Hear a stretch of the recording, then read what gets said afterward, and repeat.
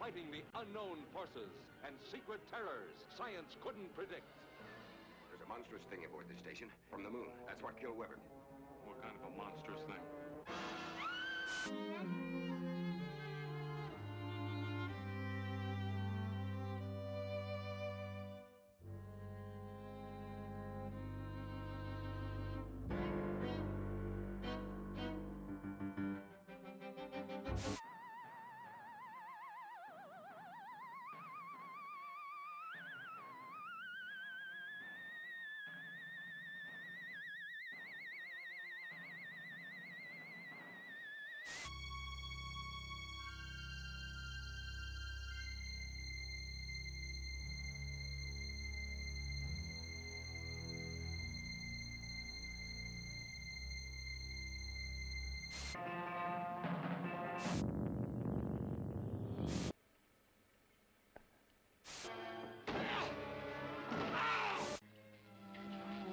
Look this way, Doctor.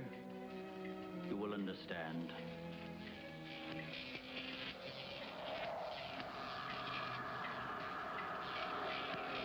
Here, Doctor. You are the first of your world to be looking at our solar system, the Astron. This is our planet, Astron Delta.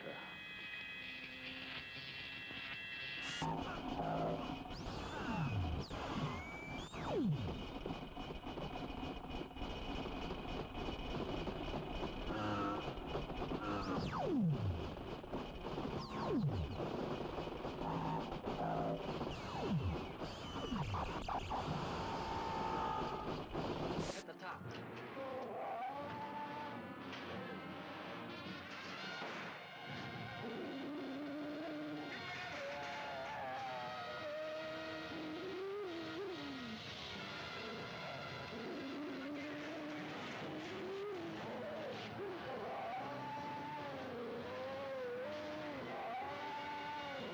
Beyond the outer limits of human adventure, beyond the barrier of human credibility, fighting the unknown forces and secret terrors science couldn't predict.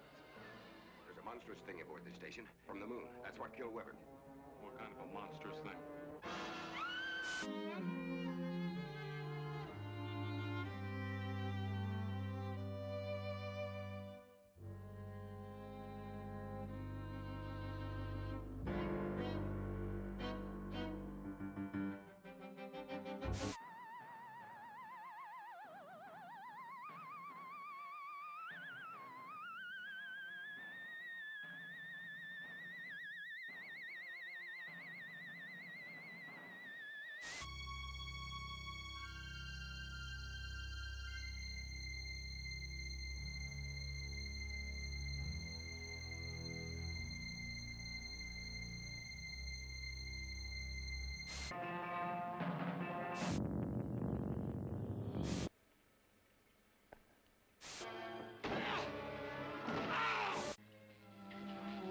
Look this way, Doctor.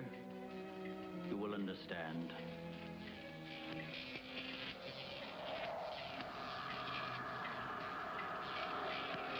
Here, Doctor. You are the first of your world to be looking at our solar system, the Astron. This is our planet, Astron Delta.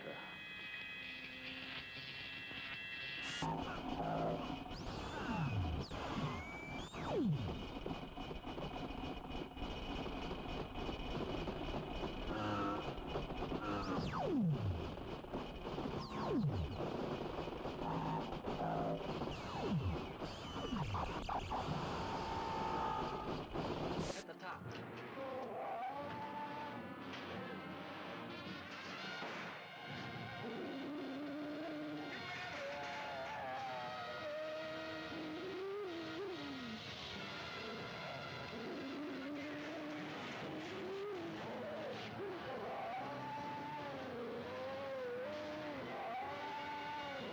Beyond the outer limits of human adventure, beyond the barrier of human credibility, fighting the unknown forces and secret terrors.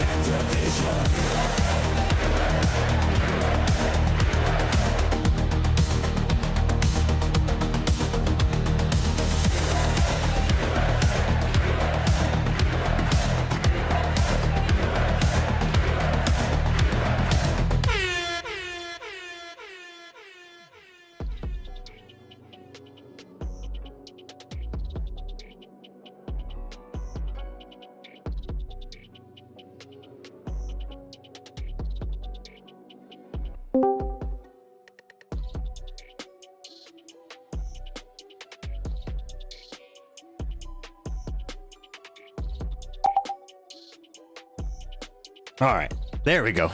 Sorry, it took me a while to get everything working right. It's been a few weeks since I last stromed. Since I last stromed for you all. It's it's been a while, and I'm a tad bit rusty, so you got to bear with me a little bit. Anyway, how are you all doing tonight? I hope you're doing well. It is Thursday. No, it's Tuesday. It's 7 p.m. and you know what that means. It is time for some Spectre Vision. I am Londo. Let me know if I look a little too red or too orange. I changed the light bulbs in two of my lamps, and they seem to be a slightly brighter and a little orangier, and so I feel like I'm coming off a little too orange. But let me know, and I'll order some new light bulbs, I guess. But I hope you all are doing well. Yeah, it's been a couple of weeks. It's been very, very busy. And then I was going to stream last week, but my computer decided to update to Windows 11. And when it did that, it basically broke all of my plugins for the stream. And I had to go through one by one and like reset all of them. And it was just a big pain in the ass. It took forever. But you know, here we are. There might still be some things that are a little bit rusty, so bear with me. But yeah, so what we're gonna be doing tonight is we're gonna keep it kind of chill. We're gonna go back and play some more Pokemon TCG Live, and I'm gonna try out some new decks. Maybe do a little ranked mode. There's a new deck that I built in real life based off of one of the decks I have in the game, and I'll show you all how that works here. So let me go ahead and get the game pulled up. And the battle queue is open, so if you want to battle me, just hit !battle in the chat and you will be added to the battle queue, and we can duke it out in there. Alrighty, here we go. So yeah, so this is my Crustal Crab deck. So it's a Crustal Stall deck, all based around this little guy right here, Crustal, from the Destined Rivals set. So it does 120 damage for 3 energies, not super great, but the attack isn't affected by any of your opponent's any effects on your opponent's active Pokemon. But this ability is what makes it so freaking good. Prevent all damage done to this Pokemon by attacks from your opponent's Pokemon EX. Meaning, if it is in the active slot, it cannot be damaged by Dragapult EX, by Goldango EX, by Gardevoir EX. But in fact, there are very, very, very few attacks that can actually hit it. Yeah, so one of them, funny counter to this is a Mew EX. Mew EX, using the genome hacking, can copy this attack. And where it says right here, this attack's damage isn't affected by the effects of your opponent's Pokemon, meaning this ability would be an effect of my Pokemon. It can punch through it. But so far, Mew EX has been the only thing really to hit me. And in this deck, I also include lots of Mist Energies. And Mist Energies are really, really, really useful for blocking bench damage from a Dragapult. So Dragapult EX using the Phantom Dive ability allows you to place damage counters. Not if I have this attached. So yeah, super, super, super good card. I am liking it. So what I have been doing is have been kind of trolling people on the ladder. So I go in it, and I get a lot of people conceding to this deck because it basically renders their entire strategy useless. If they are running a very EX heavy dependent meta deck, it basically shuts them down to where they can't do any damage to me. Very, very effective. And so they just get frustrated and quit, which, I mean, makes sense. But that's what you get for over-reliance on EX Pokemon. So yeah, I've already reached the RCS, the top ranking in the ladder. So there's no more rewards for me. No, I'm just playing for fun. All right, let's see what this guy runs here. Well, I got a mulligan. That's fine. That's fine. Feed that cat. Hey, Ghost. Feed that cat. Feed that cat. What up? Feed that cat. Give him the food. Remind me after this match, and I will feed the cat for you. I'm playing in ranked mode, so it's timed. I can't like pause it. But how you doing, Ghost? Good to see you. I'm using my my Crustal deck in ranked mode, so you can see how it works. So I finally have all of the cards for it ready to go.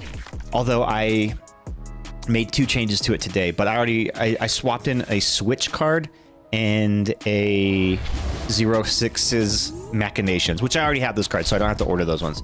But yeah, it's pretty much ready to go. And I have some green sleeves for it.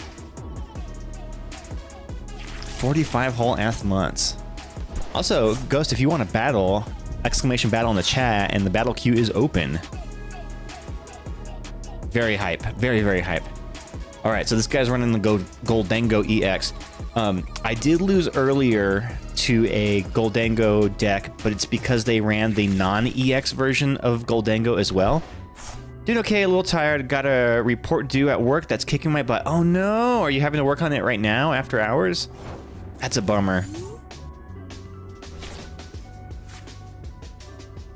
All right, so the Dweeble is not great, but it has a pretty decent little ability here called Ascension, which allows you to spend your attack to search your deck for an evolution and evolve it. So it's kind of like having a TM evolution, but just for that. Nah, not any after hours work, just struggling with motivation during work. Oh, dude, I hear you. Things kind of start converging around this time of the year, and I think a lot of it is because of that's coincides with the end of the fiscal year, and so like seems like a lot of stuff like rushes to get done around this time, so things get a little hectic. Okay, so as long as this guy doesn't have a non-EX Goldango, I could be okay. I may be able to solo it with... Oh, no, there it is right there. Shit, okay. So this is where this gets tricky. So, yeah, it can do some pretty good damage here. And because it has exactly 130 energy, I may not be able... I can't knock it out in one hit. And that makes this really kind of a tricky matchup here. But he already played his ace spec. So I'm going to hit him with a 06's Machinations on my turn. Make him discard his hand down. So he's got 13. He's about to go down to 3. Discard 10 of those, buddy. BRB, gotta go get dinner out of the oven. Okay, nice. You gotta get all the work done before the contract is up at the end of the month. Yeah, dude, that's exactly what I'm talking about. Like, it's just everybody's rushing for the end of the year. Boom. He put a lot of that stuff in the dumpster. Unfortunately, though, he's gonna KO me here. Because I can't attack him, so I just gotta pass the turn. I wish I had one more energy would have been useful. Or an Arven, if I have an Arven. Okay, hopefully I'll get one on my next turn. Because with my Arven, I can seek out my ace spec, which will heal 150 damage off of me.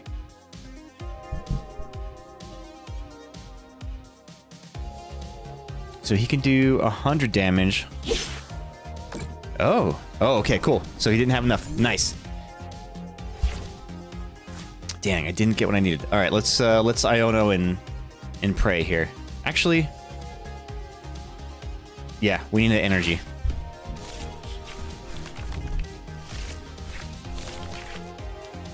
So he probably has a tool scrapper in there too. So I'm going to go ahead and throw an electric on here. And then let's start swinging. So yeah, he's definitely a 2-turn KO on these regular Goldangos because, one, I only do base damage of 120, but because they have resistance, that kicks it down to 90 damage. Oh, he's going to Turo and then re-evolve him. Yep. Yeah, so he's going to get a knockout here. And because I have the luxurious cape, it's going to be an extra... an extra 90 damage, so that's going to hurt. I wonder how many energy retrievals he runs in this deck. I mean, a lot, probably. All right, so there's the knockout right there.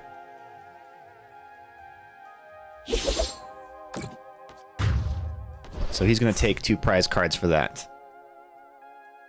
Well, this is a tough matchup just because of that Goldango right there. All right, let's Crispin. Get some energy going here.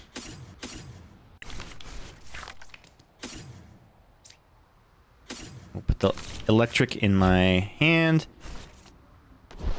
Attach the mist, and just for shits and giggles, we'll throw the Team Rocket's watch. No, we won't. We won't, because he might be running a stadium or something. So we'll save it in case we have to bump his stadium out.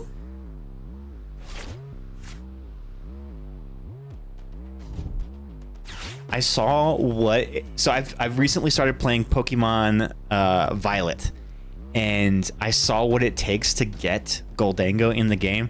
It's incredibly difficult. I don't like when there's Pokemon that you can't just like normally evolve. You have to go through some crazy hoops to make it happen. Also, hello again. Hello again, Ghost. Yeah, I might be cooked on this. His Goldango is actually doing some work here. Oh crap, now he's got a Monkey Dory too? Shit. So Monkey Dories can also be a little bit of a counter to the Crustle build.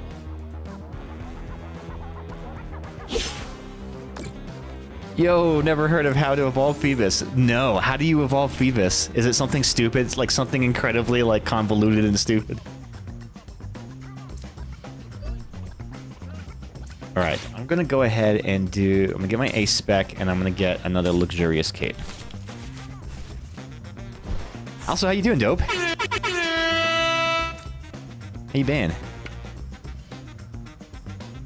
Random place it can be fished. What? Ugh.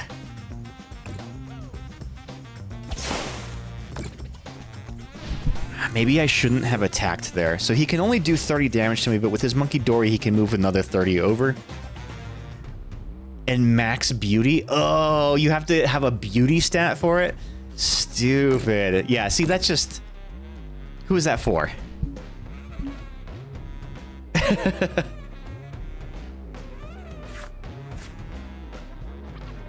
Okay. Can I climb out of this? I have a mist energy on him, so that at least prevents his Monkey Dory from confusing me if he wants to start putting his Monkey Dory in the front seat. But his Goldango EX is basically neutralized.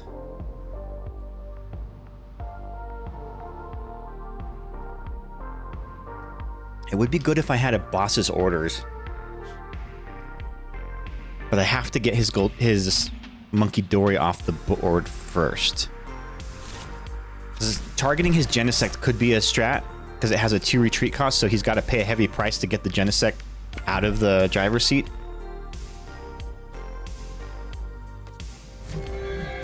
See, there he goes. He comes in with the Monkey Dory. Okay, I expected that.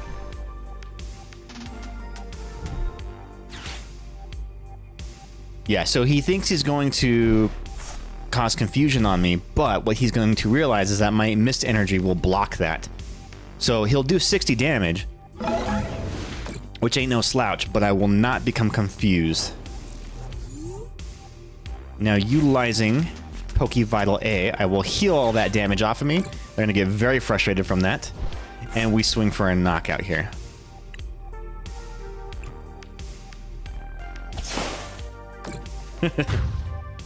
They thought they were doing something there. They thought they had me. They're like, I want to confuse him. Nope, not today, Junior.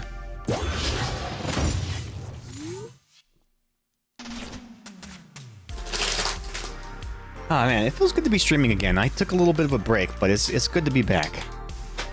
Missed you guys. What have you all been up to? What's new in your worlds?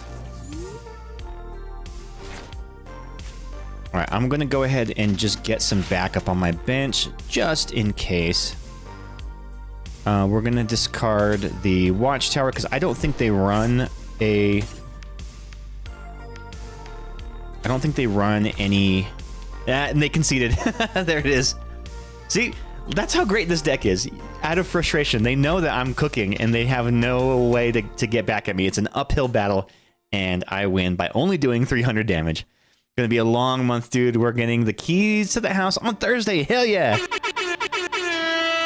And after that, it's moving. Well, you let me know if you need any help. I can't fit a lot of stuff in my car, but I can always help you just carry stuff and move stuff. I might be able to borrow my dad's truck and trailer. That could be useful. I'd have to ask him. All right, if anybody wants to battle, exclamation battle in the chat will get you added to the battle queue, and we can duke it out a little bit. If not, I'll just be running some of my other decks that I've been working on. Let's see, so there's a couple expanded decks that I've been working on too. There's a an Alakazam deck, and I'll show it to you right now. It's pretty cool. So Alakazam has a really great ability that allows you to perform an attack, but from the bench. You don't have to have him in the front, in the active spot. You can attack from the bench, which is kind of cool. It's not. This isn't a super strong deck because it's a little slow to set up, and I haven't tested it against live opponents, but against the computer I do really well.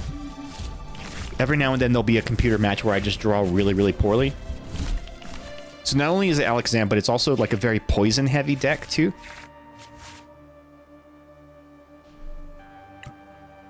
Because I use the Petrarant. So Petrarant is great because as long as it's in the active spot, you put 5 more damage counters on your opponent's poisoned Pokemon during checkup. So instead of putting 1 damage, you put 5. So you can really just poison them, slow poison them to death. I also run Monkey Dories in this too. So I can send damage across, and the idea is that you're putting enough constant pressure on them that they are not able to keep up with you. We've got the Cornerstone Mask Ogre Pawn, just in case I need to stall a little bit more, and they've got an EX. Alright, that's probably good for there. Lugia V. So I actually bought this card in real life, and it wasn't even an expensive card, but I love the frickin' art on it. It is so cool. And that's not even like the SIR. Alright, let's see. Let's nest ball. Let's get a Monkey Dory here, because we're probably going to need one. Get a Monkey Dory down. And then we're going to Arvin to get another...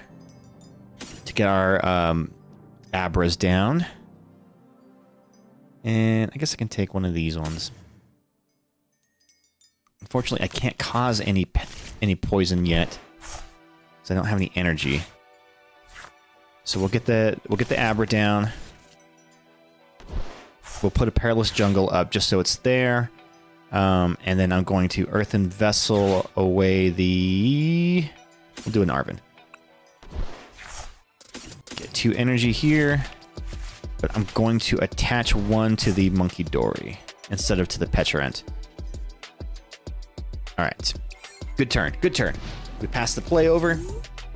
This Sunday I'm excited because it's the pre-release for the new Mega Evolution set for Pokemon TCG game, and I am excited for it. So basically you go and you get a free build and battle box, and the idea is that you get a pack in there that you have to play a tournament with, and you get some free packs. It's super cool. And there's gonna be lots of prizes and whatnot. Very much looking forward to it.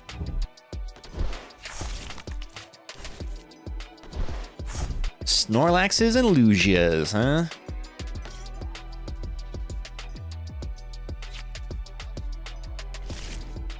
Oh, the Archeops. There we go. Oof, that does a lot of damage. Holy cow. Alright, so we're going to go up with the Cornerstone Mask and change our tactic up a little bit. So the Cornerstone Mask is great because its ability says, prevent all damage from attacks done to this Pokemon by your opponent's Pokemon that have an ability, which means the Snorlax cannot damage me. Alright, we're going to attach an energy to the Abra. We're going to Hilda to get us another energy and evolve into Kadabra. You know, you don't see a lot of play from Alakazam just in general. I feel like he's a very underutilized Pokemon. So it's cool to see him in this deck. I feel like I did him justice. Represented him well.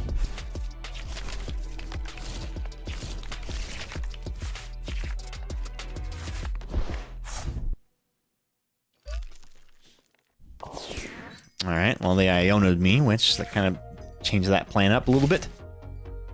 But no worries, no worries. So what we're going to do is... Yeah, so we got this. We're going to throw down another Monkey Dory. We're going to Hilda to get our other energy and our Alakazam, which means we can start attacking. So while the Ogre Pawn sits up in the front seat, active spot, the Alakazam's ability will allow me to do 120 damage from the bench, which is freaking awesome. And just for good measure, we're going to put a Bravery Charm on the Cornerstone Mask Ogre Pawn to make it even harder to kill. So 120 is not a lot of damage, which is why I have the poison to help out with some damage. But it'll get there eventually. Ah, shit, the boss has ordered me, of course.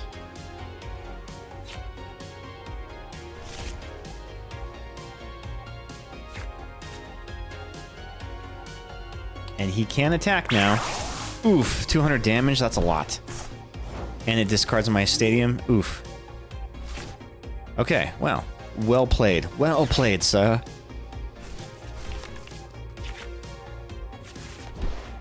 Ah, damn, what I really needed was a darkness energy here. Alright, well, what we're going to do is we're going to retreat him anyway. And we'll put the Cornerstone Mask in. Power back up the Alakazam. And then we will Adrena Brain. Alright, back for real. Welcome back again. What deck is this? So this is my Alakazam deck. So Alakazam is really cool because of this ability. Dimensional Hand. This attack can be used even if this Pokemon is on the bench. Meaning, I just put a big block up in the front, in this case the Cornerstone Mask Ogre Pawn, which cannot be damaged by Pokemon who have abilities to soak up damage. Monkey Dories will send damage back across, and then I punch from my bench with Dimensional Hand Alakazam. I also have some... I run a Petulant and a Brute Bonnet in here too, so I can do some poison damage too, which I have not gotten up yet because it I had bad draws, but and then my Petulant was killed right away. Chats, cheats, hacks. I do it, Nate. Yeah, see, so he can't damage me with the Lugia. Hell yeah, special conditions. And I'm just gonna heal all this damage off of the Alakazam. I know, we don't use them enough. They're kind of squishy. So, like, poison is good, but, like, with Monkey Dories in the game now, poison decks aren't necessarily as super viable because people can just send all that poison damage back across to you. Also, thank you for the offer. That's super kind. Oh, yeah. I was like, wait, what did I offer? I had to remember. So here's where we started doing some work too. So I also have a Blood Moon Ursaluna just in case at the end. But this Brute Bonnet. So Brute Bonnet's really cool. You attach the Ancient Energy Booster Capsule. And it can do this. The ability Toxic Powder. Once during your turn, if this Pokemon has an Ancient Booster Energy Capsule attached, you may make both active Pokemon poisoned. Don't mind if I do. So they're poisoned, and any poison damage that I take from on my ogre pawn, I'm going to send back across to them with my monkey dories. So let's see if I can get maybe an Arvin here. No. We'll take, you know what? We'll take the youngster actually. So we'll shuffle my deck, hope that I get another darkness energy. No, but I got my maximum belt. So maximum belt actually doesn't do anything in this against this opponent because they run V Pokemon. But maximum belt attached to the Alakazam will do an extra 50 damage to opponent's EX Pokemon. So when I attack from the bench, it'll do 170 damage, which is super handy. All right, we're gonna play this Earthen Vessel, getting rid of the Pokegear, and get us some energies here.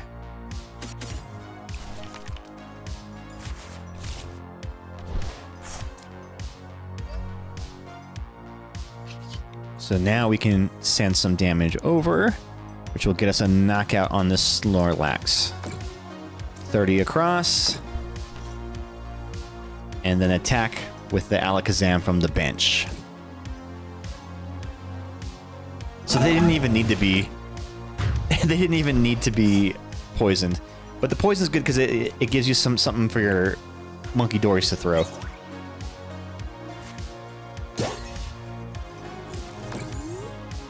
Oh, no one caught the floor just. Oh yeah, don't forget there's the Pokemon community game going on in the chat. Of course they're gonna boss's orders me. I don't think I run any switches in this deck. Maybe I need to add at least one switch, just in case something like that happens. So I can get my monkey dory out of it. Oh, although I have my Latias, so that means my retreat cost is free. Aha! And let's start sending some more damage. Life's too short to not be a switch. Exactly. It's just the spice of life, right? Variety is the spice of life. And all that damage that they had done to my Alakazam is just getting sent right back across to them. You know, I shouldn't have put it on the Bibarel. I should have put it on their bench, but oh well. You make mistakes. Sometimes you make mistakes. Such is life. I'm gonna go ahead and Iono, because I do run an Area 0 Underdepths in this deck too, so I can expand my bench even more if I need to. But we did not pull into it. Alright. We'll just get the knockout here. Yeah, I should have spread that damage across their bench instead of on the Bibarel. I don't know why I did that. Oh well. Ooh, there's another Petrant. So if I can get a Petrant down and put it in the active spot, the poison will do an extra 50 damage per turn. Haha, they got tails. Misagoza. Dude, how many freaking boss's orders does this guy have in his deck?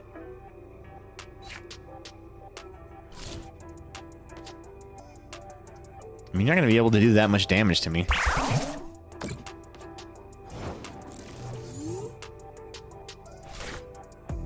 So I basically have this match in hand for sure. So we're gonna retreat back into the Ogre Pond.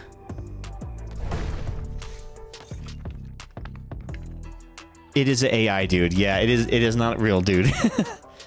So I haven't tested this deck against real opponents yet. Just the AI. And, you know, that's why it's the AI always runs expanded decks and not, like, current decks. Which I wish you could, like, select what kind of opponent the AI uses. Like, I want to play against, like... I want to test my deck against a Dragapult or something, you know, to see how it plays. And then... I guess I don't need to put another energy down. Let's see if we can get that Area 0 under depths. Right? Like they gotta have the metas built into... I know, right?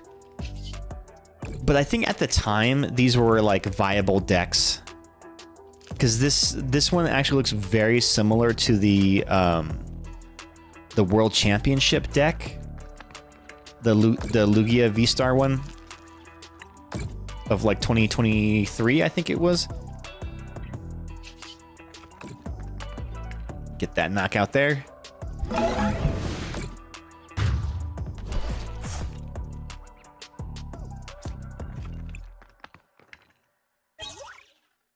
Another Abra, and it's the shiny Abras I put in the deck. And the shiny Alakazam, technically. It's just odd that in the midst of updating everything else, you can't activate that. I know, right? What I really want them to do is to add expanded play for versus mode. Because I want to be able to play expanded against you guys. Because I feel like the expanded decks tend to be a little more fun, too, because there's just so many more card possibilities that you can use and incorporate into your decks. It makes it a little more interesting. But I also don't know how it works, so maybe that's a lie. Yeah, I know. Well, they haven't added it yet, so don't hold your breath. Throw a little poison on him. How about a little poison, Scarecrow? I don't have enough for a knockout here, but we'll just do some damage. Luckily, I have damage from my Latias to throw. Basically, fully loaded Monkey Dories across. So 60 damage being pulled off of me, sent across to him. And then hit him for another 120. And he's poisoned, so we'll take another 10 between turn transition here.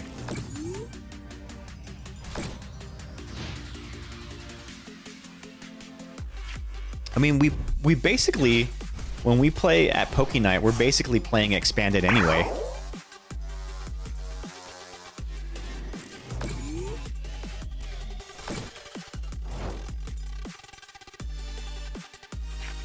So yeah, I don't even have to attack on this one. I can just kill him with my Monkey Dories. So we'll move 30 off of him.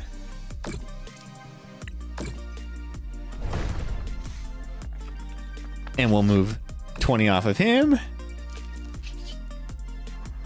Which is actually, you know, playing mixed format is actually kind of fun because it can get wild when like somebody's playing with like a V-Star card or a V card, but then the opponent has like EX cards or items that like block EX damage, because you can't account for that, right? That somebody doesn't, instead of EXs, they're running Vs. So yeah, it just makes it a little more interesting. But what I really like about Poke Night is that it's not like in a tournament where everybody's just trying to run a sweaty meta deck. Everybody's just kind of trying their own things, or it's like, here's a deck that I put together that I was trying to experiment with, and I don't know, it's just more fun that way.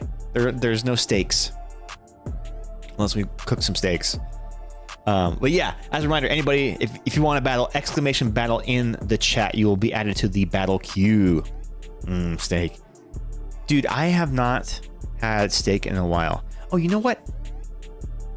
I saw a TikTok that this girl's posting about how she did the trend where, this might be TMI, on the first day of her period, they had steak.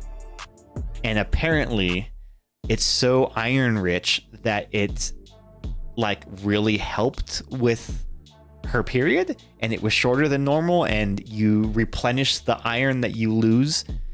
I don't know if there's any science to that, but it sounds kind of like it makes sense. Like having a very protein and iron heavy meal at the start of your period. Okay, that makes sense to me. The other part is that you offer extra decks to play with. Yeah, so people can try. Exactly, right? Alex branches out a lot. Yeah, I know. I think I think he needs to start building a new deck. Growing up, period havers were told to stay away from red meat. Really? Okay, I must lurk. I must prep for class tomorrow. You know, all of my videos no longer work anymore, and I don't know why. I think it was like a Stream Deck update that kind of busted them. So like I can't play the lurking animation anymore. I don't know. It doesn't talk right to Streamlabs. All right, let's see. I'm gonna do another. You're imagining it now. Oh yeah, that probably happens during the software update too. I know. So it was the software update and then the converting to Windows 11. So there's just a lot of stuff that happened, and like some things just aren't working as well. But that actually stopped working a while back, like about a month ago. I haven't been able to play any of the videos. So like I can't do my merch scroll anymore. I don't even know if it played the music. Did it play the music from the merch? Can you hear the music? Nope. See, yeah, so I don't know. I don't know what the hell happened.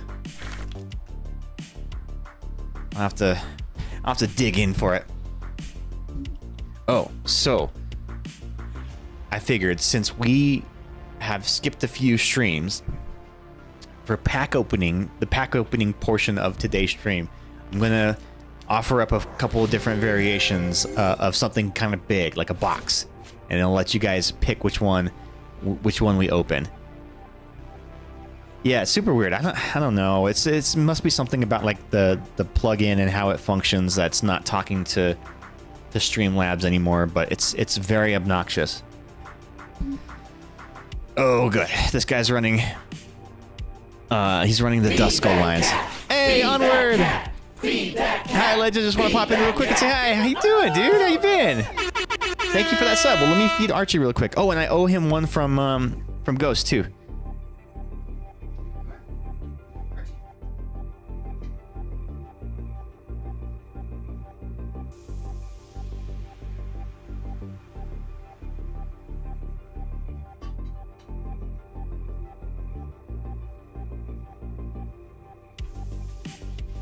Thank you guys for those subs. You're freaking awesome. Sorry, there's no sound on the Crunch Cam yet because I still have to fix that mic. Good, I've been playing World of Warcraft and collecting baseball cards now. My Pokemon phase has paused for now. It happens. It happens. What's your big chase card for baseball cards? Is it Chase Utley? Is that your chase card?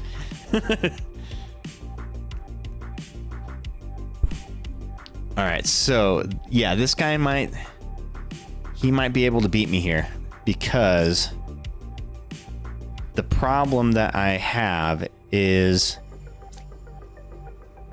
that Chi-Yu and his Dust Skulls, so I can't target all of them, which is going to make things kind of difficult for me. All right, dude, have a good night. Thank you for popping in. Thank you again for that sub, dude. You're awesome. I'm so happy to see you. Crap, I don't really have anything I can tech around this, so hopefully he doesn't evolve both of his Dusk Skulls, because if he does, if he evolves them both, he's got enough to KO me here. I mean, if he has a Dusk Noir with a Rare Candy and a Dusk Clops, then I am done.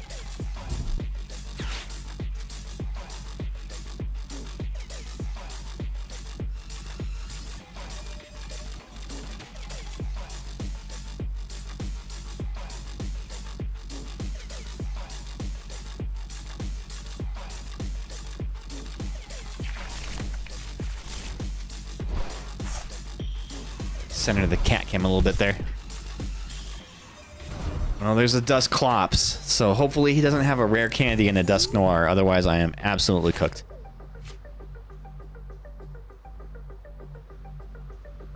Oh, okay, even better.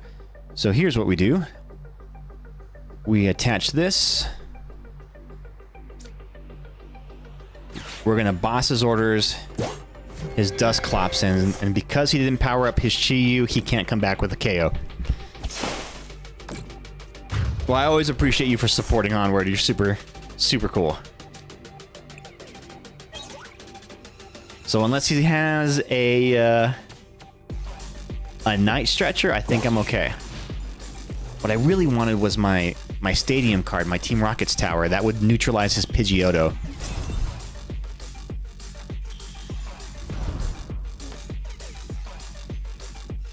Yeah. Get your freaking Charizard up.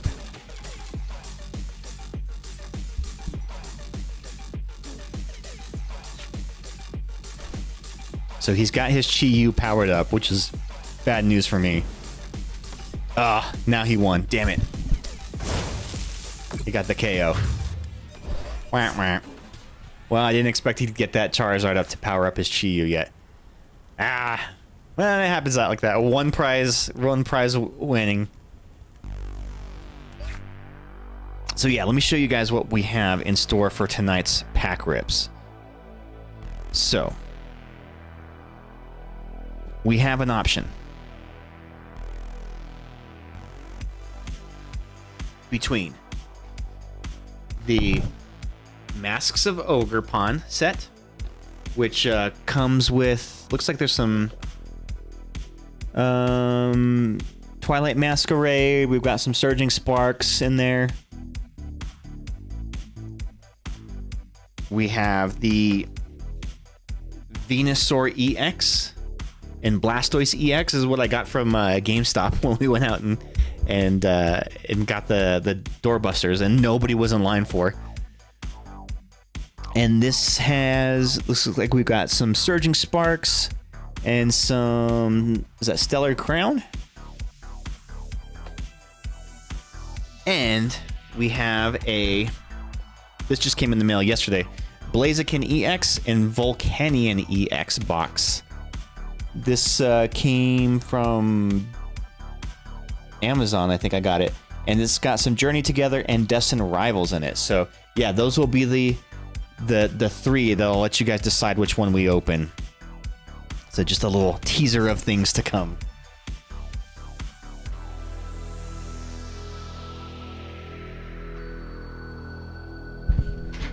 All right, back to the game. Ghost, do you want to play a match?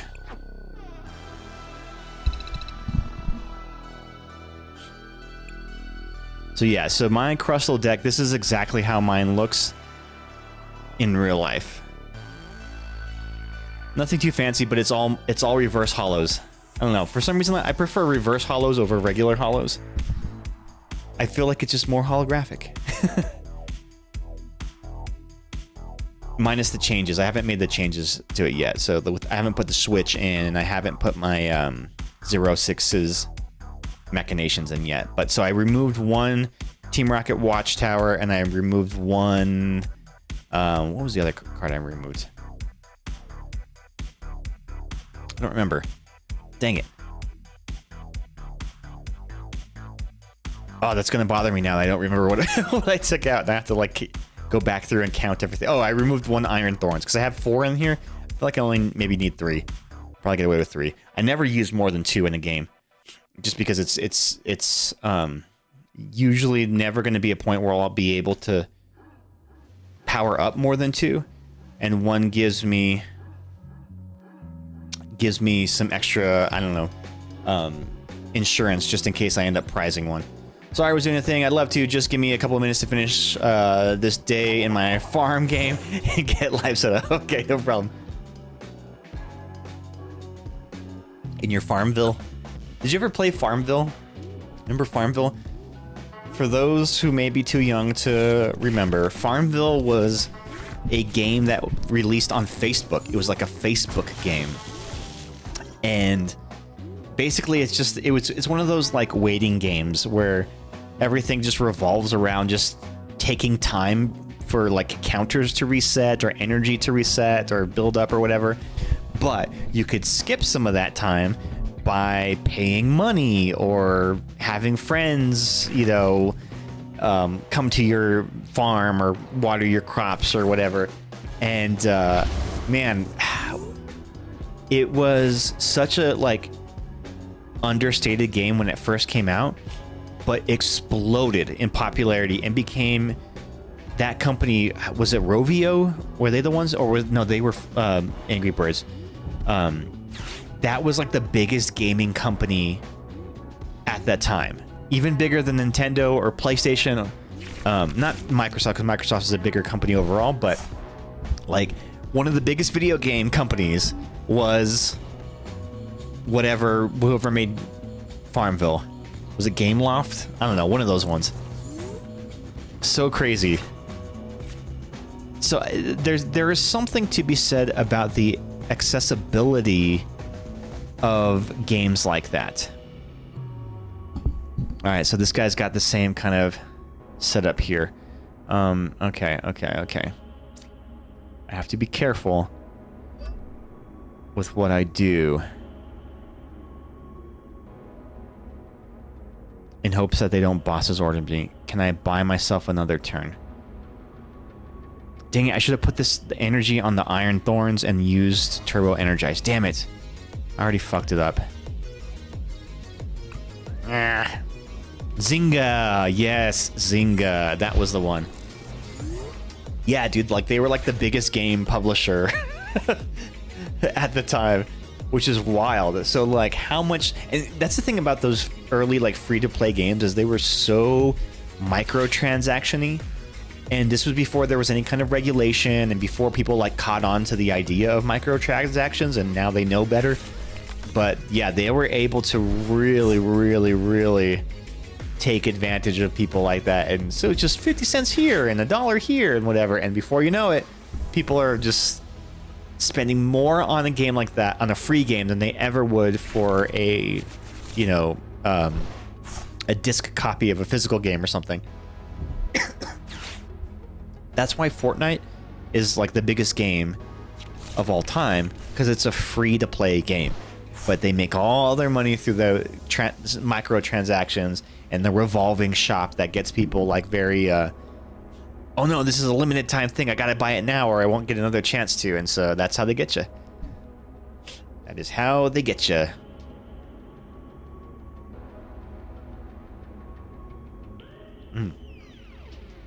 This guy has a good setup on me right now, so he's got an advantage on me. Luckily, I have my Iron Thorns up here to block, so he can't use his Genesect's ability.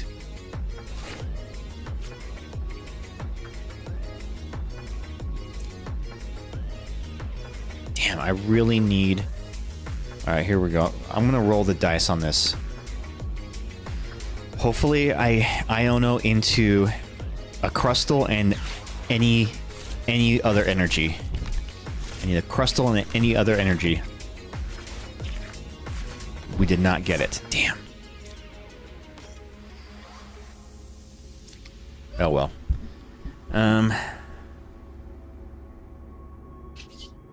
Because my plan would have been to evolve to a Crustal on the bench, which would protect him from any attacks. Because I don't like powering up the dweebles on the bench, because if he boss's orders me, then I'm kind of cooked. Because Dweeble he's got a glass chin. Dweebles. The little Dweebles. I have not caught a Dweeble. Maybe I did catch a Dweeble. I don't have a Crustal in Violet. I caught a Knackley, and then I saw a video where someone's like talking about like the best Pokemon in Scarlet Violet, and apparently like the Knackley line is like goated in Scarlet Violet. Shit, there he is. There's the boss's orders. Fuck, I was worried about that.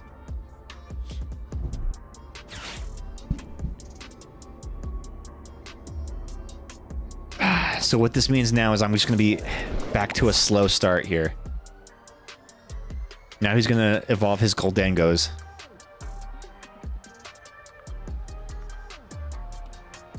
Which is gonna give him draw power. Dang, so he's gonna...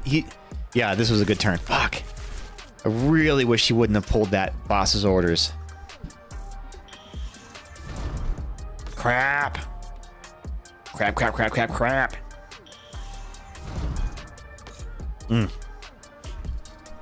Yeah, so they're all gonna hit the coin bonus. He's gonna at least all he needs is 2 energies, and he's got a KO on me.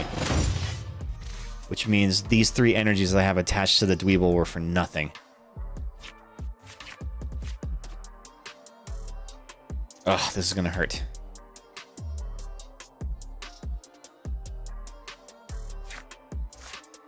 Okay. Gotta get resourceful here. It's okay, we'll take this knockout.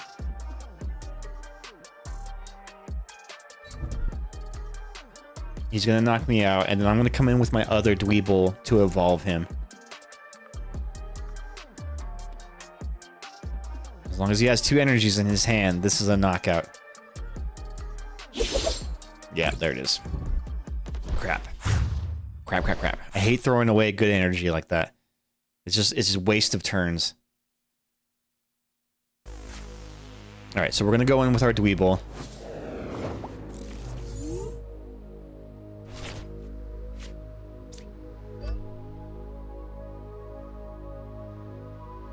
And, oh, you know what?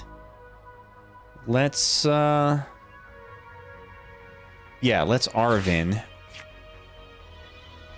So we'll get our cape and a super rod. So we're going to attach our cape. We're going to super rod. Get all this stuff back out of the dungeon.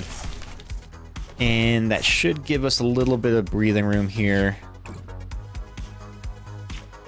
But what I think he might be doing is he might evolve his other Gimmighoul, and if he has the baby Goldango, like the non-EX version of the Goldango, he might evolve him now, swap out his Goldango EX, and then attack for, what is it, 120 damage that he can do with that thing?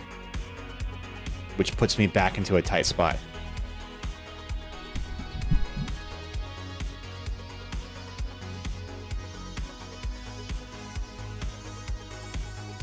So, yeah. Oh, you just got a regular Goldango EX. Okay, cool. I think I'm still safe. Haha. Okay, cool. Draw all the cards you want, buddy. You won't be able to damage me with anything other than his Scyther. So, my plan now becomes to take out that, now his Scizor.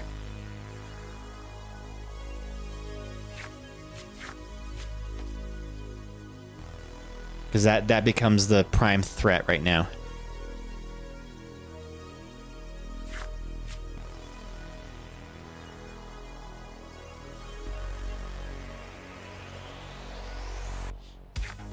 What I should probably do is build another Crustle on my bench just for insurance purposes.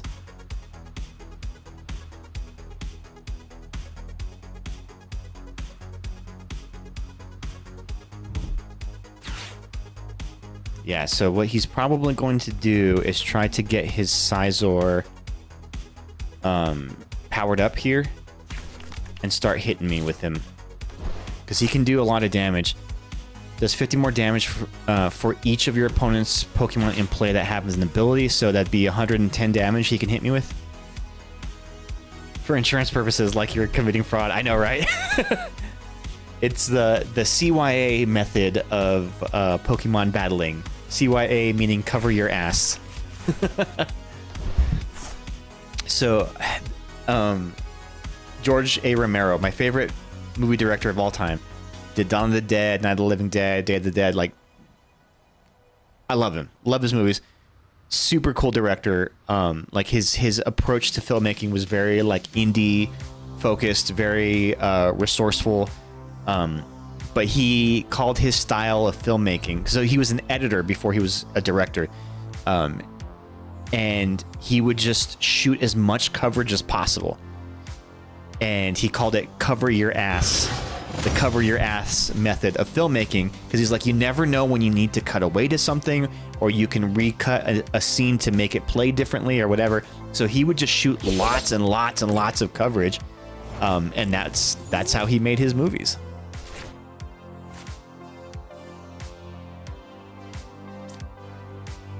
Hopefully this guy doesn't have a tool scrapper in his deck, because that could be unfortunate. All right, let's get some more Dweebles on the bench. Just one, though. So to help stall us out by some more time, we're going to Boss's Orders in his Genesect. The reason I put the Genesect is because it has a 2 retreat cost and it's 3 energies to do an attack. So I didn't want to put one of his Goldangos in, because then he could potentially boss his orders in one of my other ones and be able to attack with the Goldango. So with this, he's got to make some choices here. Maybe he has a switch. He's got 11 cards in his hand. I hope I draw into my 0/6s. And he's going to try to draw into either a switch card or maybe he has another one of those air balloons. I don't know how many he has in this deck.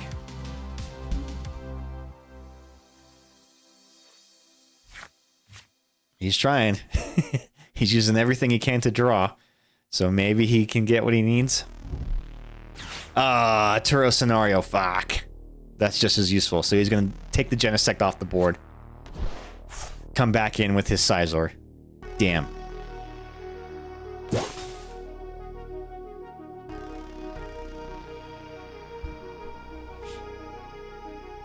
Alright, I need to get my frickin' Crispins in play.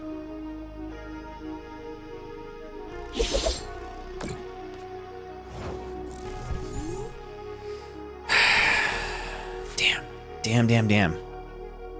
Dude, I am not getting what I need here. And I can't even retreat. Now they're emoting at me. I'm just gonna cry. Yeah, so I don't really have a move here. I'm just gonna end my turn. So he's gonna get a knockout on me for 2 prizes. And that's not good.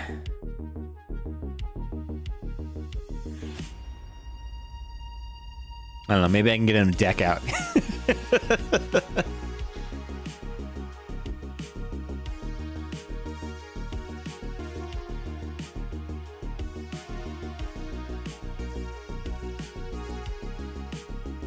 Yeah, man, what I wouldn't have given for an Arven. Because then I would have been able to get my ace spec so I could heal up. Damn. Alright, so he's taking 2 prizes there. Again, my energy goes in the dumpster. Fuck, that's no good. No good, dude.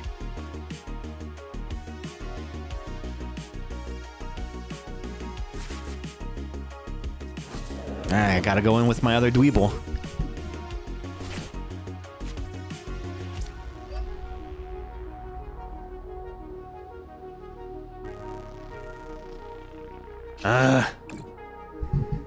Yeah, so my problem this round is I just didn't get my energy. I didn't get enough energy fast enough to be able to attack.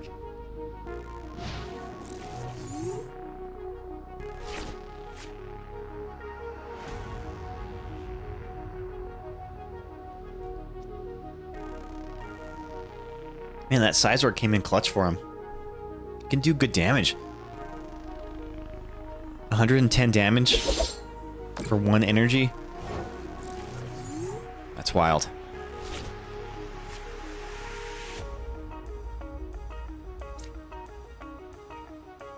Yeah, I'm gonna go ahead and concede. Alright, Ghost, you ready to go? You ready to play?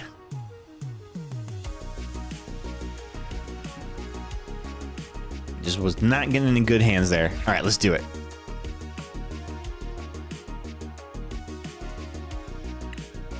And then we will switch over and do some pack rips. Alright, let's see. What are we gonna do?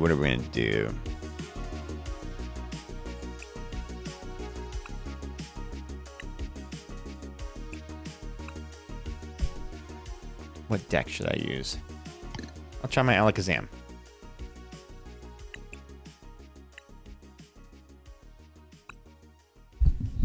Alright, let's try this out. You'll be the first person to ever face this Alakazam in a real battle. Oh, I love that you adjusted your avatar's hair to reflect your haircut.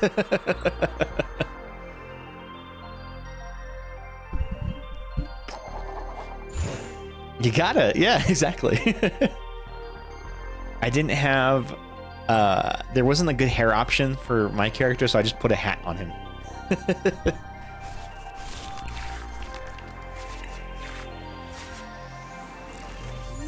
Oof, this was not a good draw. Okay.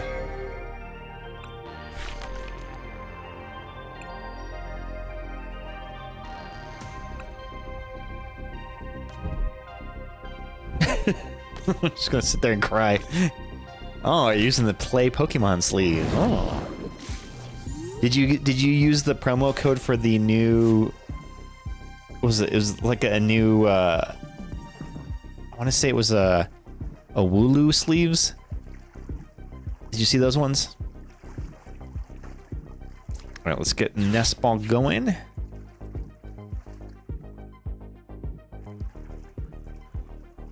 I think the code is still active. I'll see if I can find it for you.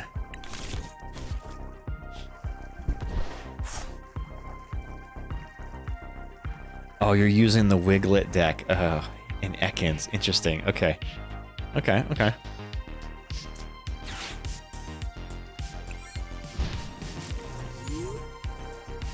Let me see if I can find that promo code. I'll send it to you.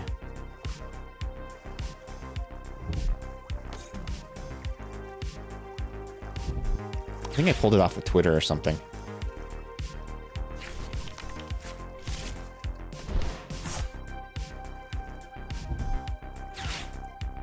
I don't know. You gotta give me a while and I'll look for it. Oh, I looked for ignition energy in my bulk and I did not have it. I only had like some what's the other one? Legacy energy. Not legacy. Luminous energy. Yeah, the ignition energy is in the new white flare set. So I haven't opened a lot of white flare. So that's probably why I don't have any of those. Still not getting what I need here. Not good, not good. Okay, let's Arvin. Maybe I can get lucky here.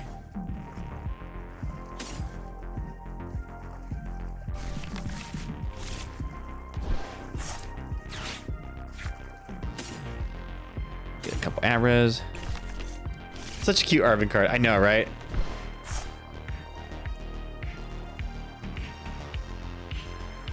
And then I will pass my turn.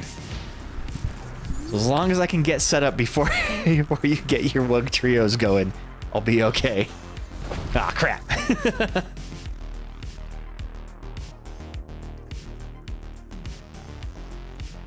You know, it's funny. I ran this deck in the ladder, and I did really pretty well with it. There's a couple of times where like I just don't get set up enough, and they're just able to steamroll me. But there is a good way to counter this Wug Trio, and I already kind of screwed it up. But the way that you kind of play against it is you don't overset your bench, so you keep it light, and don't get overly reliant on your bench. Because the Wug Trio doesn't really do a lot of damage. Alright. You only got one heads. Oof, lost a Night Stretcher and an Ultra Ball. Crap.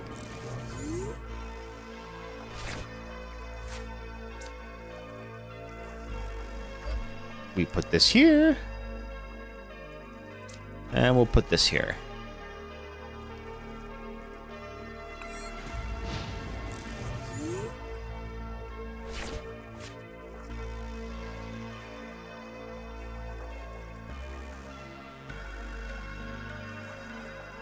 I have to rely heavily on my Monkidori. Oh, damn, you got the fan, too.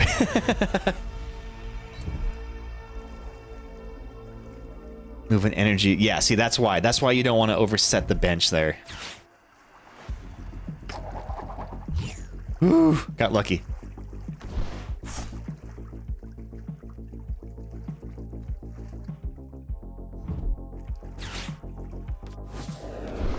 Good move with the Badoo. Okay, good move.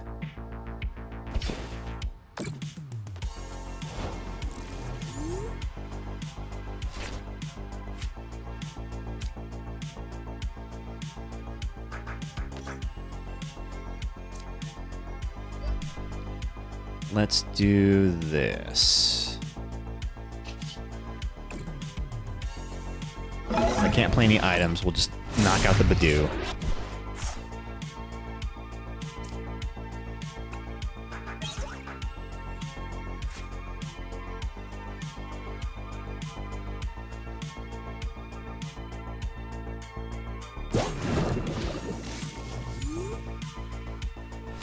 I think I can... I mean, I think the way to do this is to not try to punch around the Wug Trio, but to punch through it. So I've got to get enough damage going.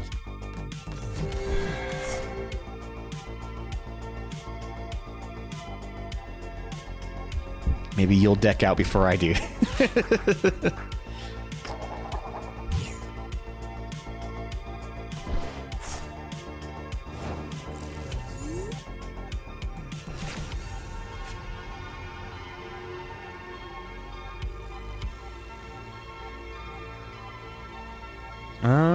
What can I do here? Yeah, let's Arvin. We're gonna Arvin. We're gonna get our little tool here. And for an item, we're gonna do Ultra Ball.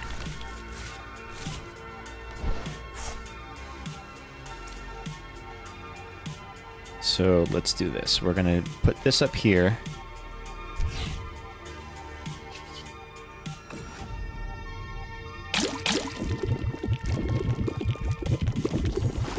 So yeah, we'll poison you. Poison. Poison most foul. We'll move some damage over.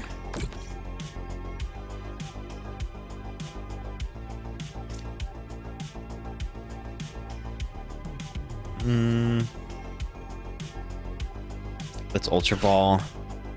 Get rid of these two. That's a tough thing to pitch, but it may be worth it.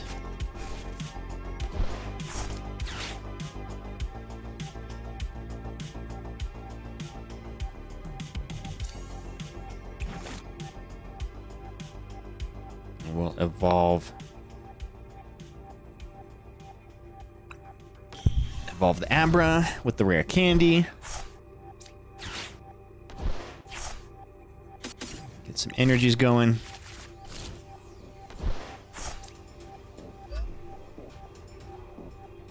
And pass.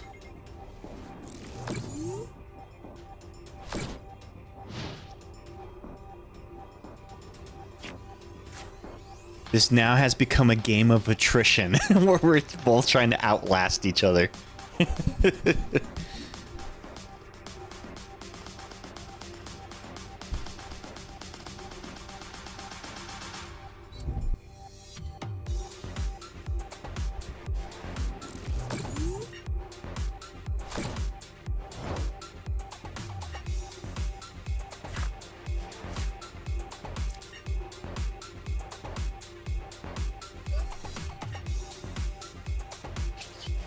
Now I can Adrena Brain some damage over.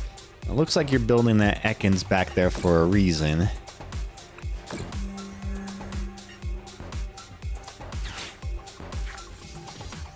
No boss's orders. Okay. Let's do this. We'll do a Youngster. Youngster.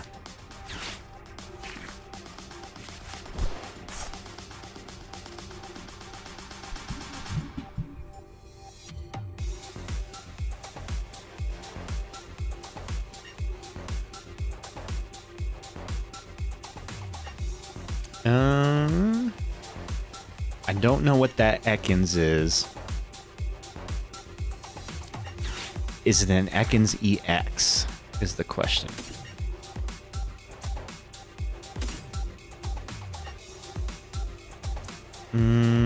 Yeah, let's do Latias. Latias probably is the better move here.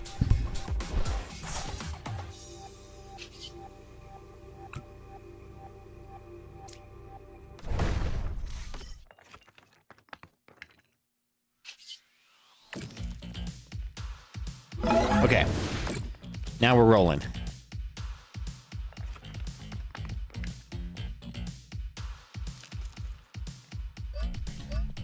Oh, you got to move it from one of my benched Pokemon? What? Oh, I didn't think it would work that way.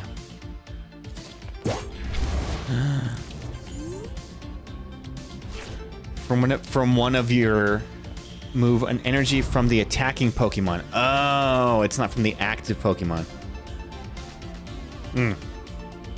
Crap. I misread that. How much is that going to hurt me here? 2, 3. I may not have any. Do I have any more psychic energies in this deck? I don't know.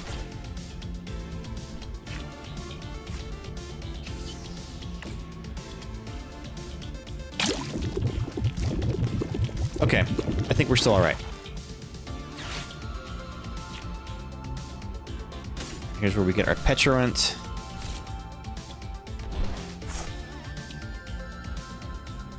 And then, yeah, we'll feed this Monkey Dory here. Move some damage.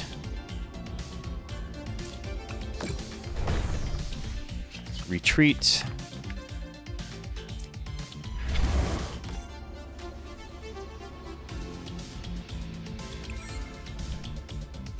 And then the Ekans will die.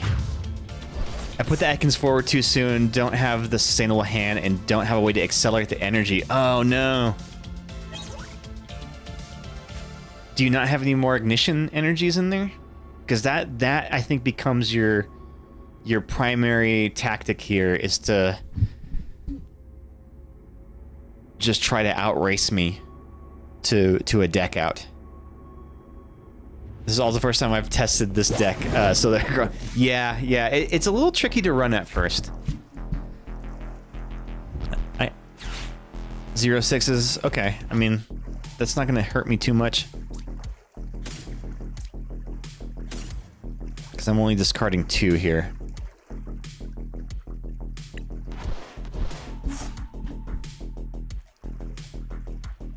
But with my Petulant up front,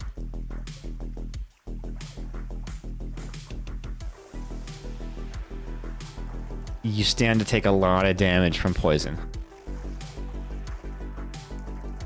And I think that's what a strength is of my deck, is I don't necessarily need to do damage through attacking. It's the poisoning that's saving me here.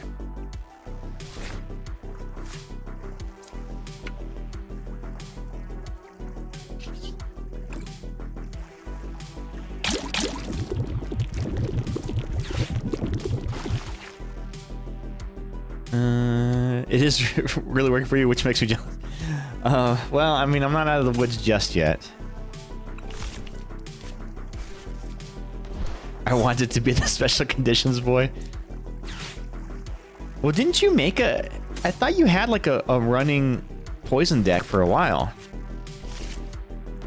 Oh, man. So, my Hilda revealed to me that I don't have any more energies in my deck. So yeah, I have to rely on, I have to make the poison work for me. Otherwise, I got nothing.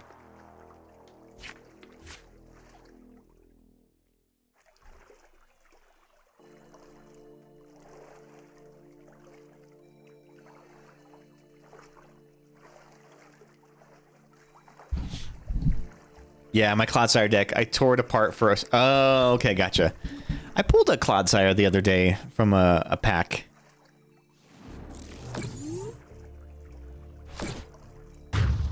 I've seen people run that with like the binding mochis, and it can be useful in that, because the mochi adds extra poison damage.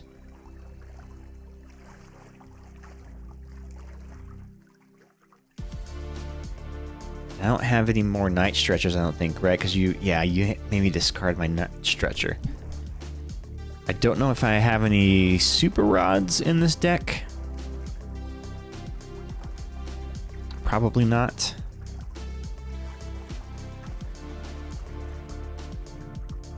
I did Binding Mochis, Janine, and Perilous Jungle. Heck yeah! So you just stack all that poison damage on there. Nice. Did you have any Monkey Dories in that deck? What does Janine do? I forget what Janine does.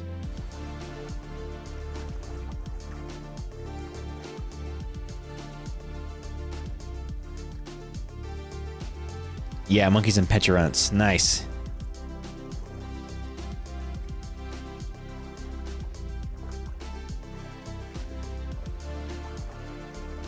It is your move, Ghosty.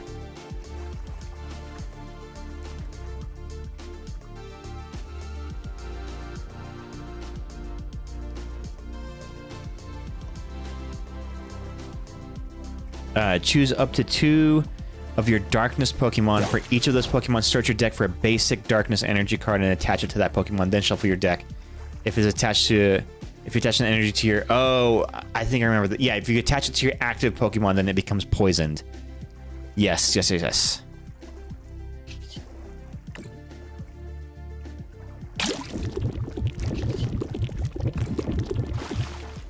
Yeah, I think I have the momentum here now to run away with this. Sorry, getting confused between chat and the game. But yes, you do. It's not bad. If I can get it set up, it's pretty cool. Which was really funny because your Wiglet actually put the pressure on in the beginning to make me have to change my strategy from relying on my Alakazam to do any damage and just focus on the energy. I mean, the poison. So yeah, I really had to switch up the play here.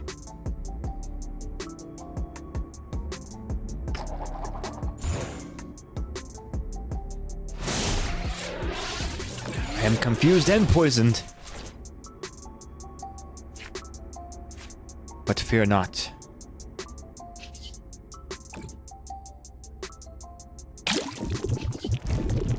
GG's, dude. Yeah, the Wiglet is can be a very good like troll deck, and I played a little bit of it in the ladder, but I had a lot of success with the Crustle deck, and the Crustle is such an easy deck to run too. But if people are playing with non-EXs, and it absolutely crumbles. Like, it does not stand on its own. But against all the meta decks, I have freaking dominated with that thing.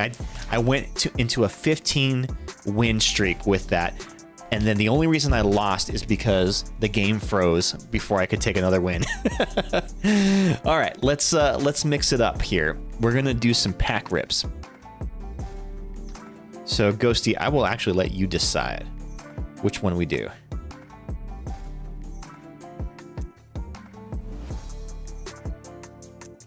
So you can choose either Masks of Ogerpon, Blaziken Volcanion, or Venusaur Blastoise. You choose it.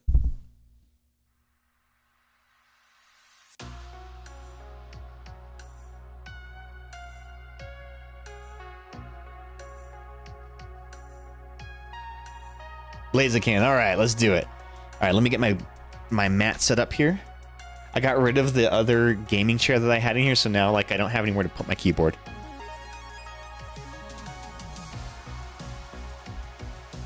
Set it on my shelf. Oh, question. Do I look oranger than normal? I changed the light bulbs burned out on my lamps, and the only light bulbs that I had were slightly warmer, and I feel like it affects things a lot. The color. Let me know. But also I am colorblind, so maybe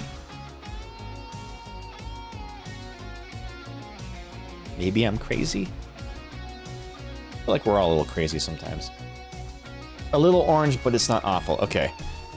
Damn, that's what I was worried about. What I may need to do is just buy some like color temperatured light bulbs. So I can do this. I can adjust the white balance of my camera, but I don't have a lot of like latitude to do it. So this is as cool as I can make it. Right there. Is that any better or worse? Do some of those color changing ones. Yeah, I know, but those ones are, you always have to like pair them to an app or something. It's kind of a pain in the butt. I just want some regular old light bulbs. Does that look better what I just did right there? Yeah, it's different. Okay. Better, different better, or different worse? Better. Okay, cool. So I guess I'll just ride with that for now. It makes the back red not so red. It looks more violet now, or purple, I guess. a little desaturated, amusingly, but you're fine. You're fine. Archie just jumped up on my lap when I'm trying to do this.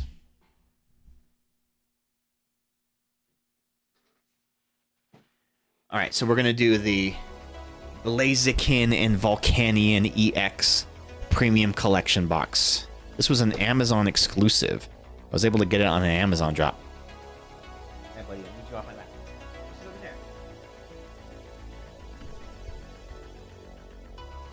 there. He goes right to his chair.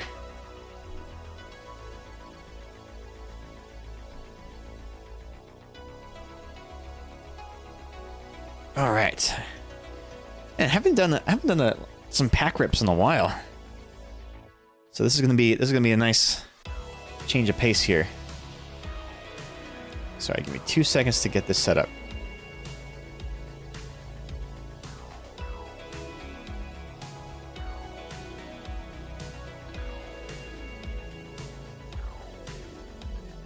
Okay.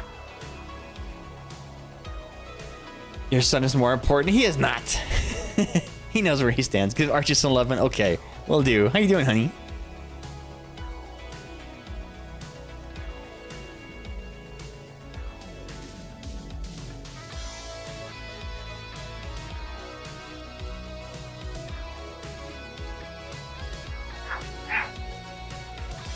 Fucker.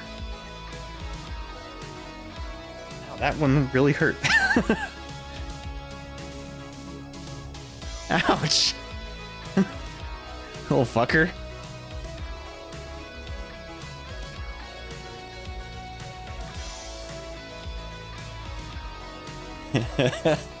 He heard what you said. No, he's just an asshole. That's all it is he's just an asshole. Alright, here we go.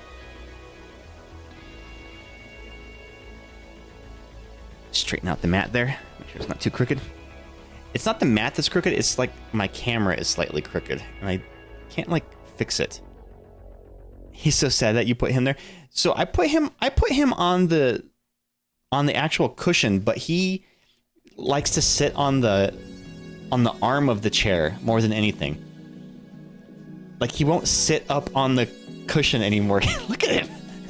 He looks so pissed.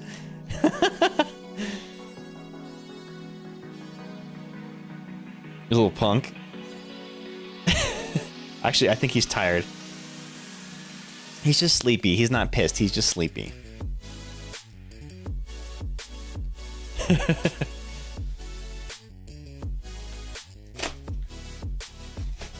God, these boxes are always so freaking hard to open. Son of a... Alright, here we go. Blaziken and Volcanion EX Premium box. BRB lover, gonna put a dish away. Alright, you go put that dish away. I'm gonna come back and tell me how your dinner was and what'd you make? What'd you have for dinner?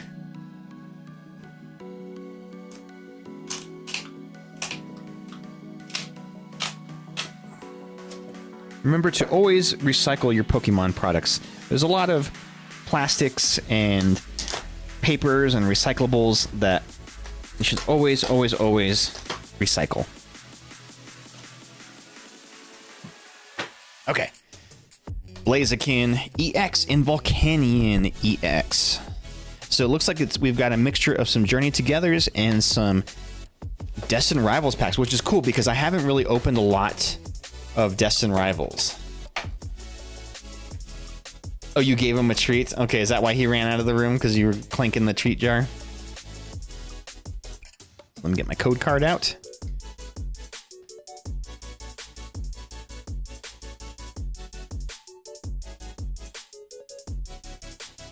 Okay, I love you. Bye. Bye. Ooh, we got a Lickitung in the chat. Exclamation Poke Catch to try to catch that Lickitung. You don't own that Pokeball. What are you trying to do here? Scam us? I really wish that they would incorporate trainer attacks into a Pokemon game. You don't know how much I have the urge in the game to just run up to a Pokemon and kick it. Especially when it's beating up on one of my Pokemon. Shut up, you. Alright, so we start off with the Blaziken EX oversized card. So these Blazikins are in the deck that I built for Chase. Once during your turn, you may attach a basic energy card from your discard pile to one of your Pokemon. So really good energy acceleration. And energy acceleration is something that's actually kind of hard to come by for a fire deck. So that tends to be a problem with a lot of fire Pokemon, is they can do a lot of damage, but it's hard to build a good fire deck because there's not a lot of energy acceleration. This Blaziken helps with that. Simple, but yet so effective. The only problem is, though, it's a stage 2. So it can be slow to build. So his Charizard deck, I don't know, have you played against his Charizard deck? Running 2 stage 2 lines can be very, very tricky. Gotta be very careful to put this in the sleeve and not bend it. I haven't, and honestly, I'm a little afraid to. It's not too hard. If you can keep constant pressure, that is the thing. Keep constant pressure, and he will never be able to build fast enough. Because there's not a lot of tech cards in that deck. So this came with 1, 2, 3, 4, 5 Journey Together packs. And 5 Destined Rivals packs. Hell yeah. Also totally unrelated, but they're selling packs of Digimon cards at Target again, and I'm so happy. And 5 packs, Richard. Hell yeah, dude. Slow and Steady wins the race of sleeving. I know, right? There was one time I was putting one of these, so the jumbo card sleeves that I got they're snug fit, so they're really tight. And I was putting one on, and it like bent the card. Luckily, it didn't crease it. But yeah, it probably works better if I'm doing it on a flat surface. All right, the 2 promos that we get are the Blaziken EX and the Volcanion EX. I have not seen the Volcanion yet, so it's a basic Pokemon. Let's see, give you a good look here.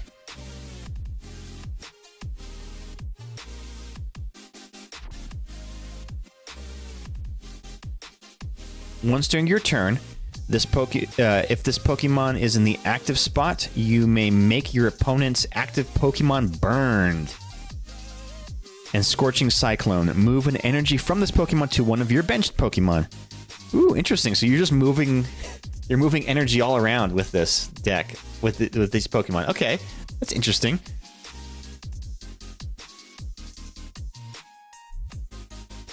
Hold on 1 second. Let me fix my monitor really quickly.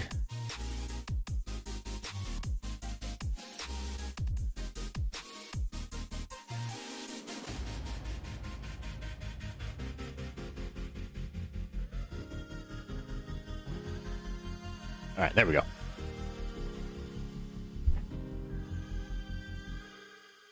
I can kind of feel my body leave my soul every time I do an accidental bend. I know, dude. Even if it's like a cheap card, I still kind of feel that, like, oh shit, oh shit. So let me start by sleeving these bad boys up and put them in the top loaders.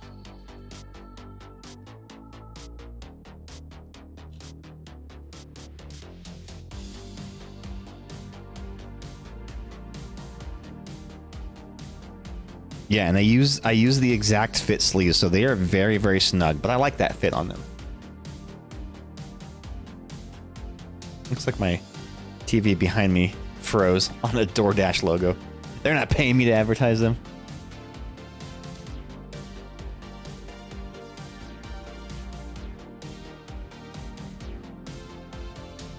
Huh, oh well. Being weird. It's being weird. Geez, that reminds me, I need to get some more top loaders. No free ads out here. The fuck out of here, DoorDash. I know, right? More like Dork Dash. Got him! Got him! Good one, Ghost. As if I'm not gonna use it tomorrow to get boba delivered directly to my face. Just hook it to my veins. All right. Promo cards win the jumbo.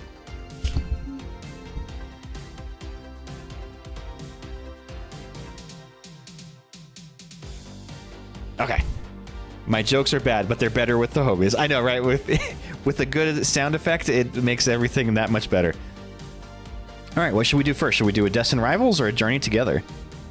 I actually still have 3 Journey Togethers left from the booster box that I bought that I split with Scraggle. So like it took me forever to open up through those. What should we do? Destined or Journey?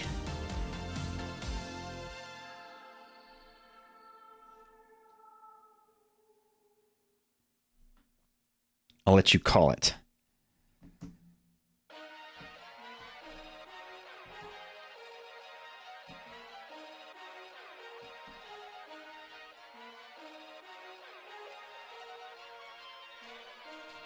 Sorry, house stuff. Okay. Let's do Journey. Okay, Journey it is. Journey it is. Sorry, I know you're busy. I won't I won't commit you to answering me. First pack of the night. Are we gonna get lucky here? First pack magic. Come on, give me something good. Papa needs a new pair of shoes. Actually, I do need some new shoes. Mine are starting to get worn out. All right, we're starting off with the Psychic Energy. We've got a Squovet. I'm your mod, dude. Commit me to whatever you need. Ban him. Ban everybody. Everybody's getting banned. That's it. You're banned. We ban you. You are banned. You're banned. You're banned. You're banned. We've got the Matang. Noibat. You do that? Hold on. Oh, Rockruff. Rockruff is super cute. I thought about doing, when I was starting my run of Pokemon Violet, of just doing all dog Pokemon. Like just having my entire roster of all just dogs. But I'm like, are there that many dogs in the game? So you got Rockruff, which will go to Lycanroc. You've got the Mabostiff. You've got the Houndour and Houndoom. You need 3 more. What are 3 more dog Pokemon? Greyavard. Oh yeah, Greyavard. I have not encountered the Greyavard yet. I guess you could do a Growlithe, but isn't Growlithe more of like a tiger? Yamper. Okay. Yeah. You should do a playthrough of all dog Pokemon. You're just the dog breeder.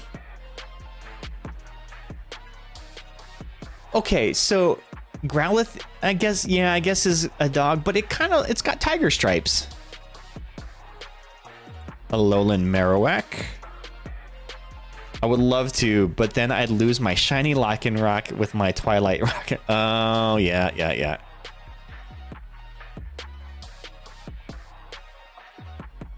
Lily's Pearl.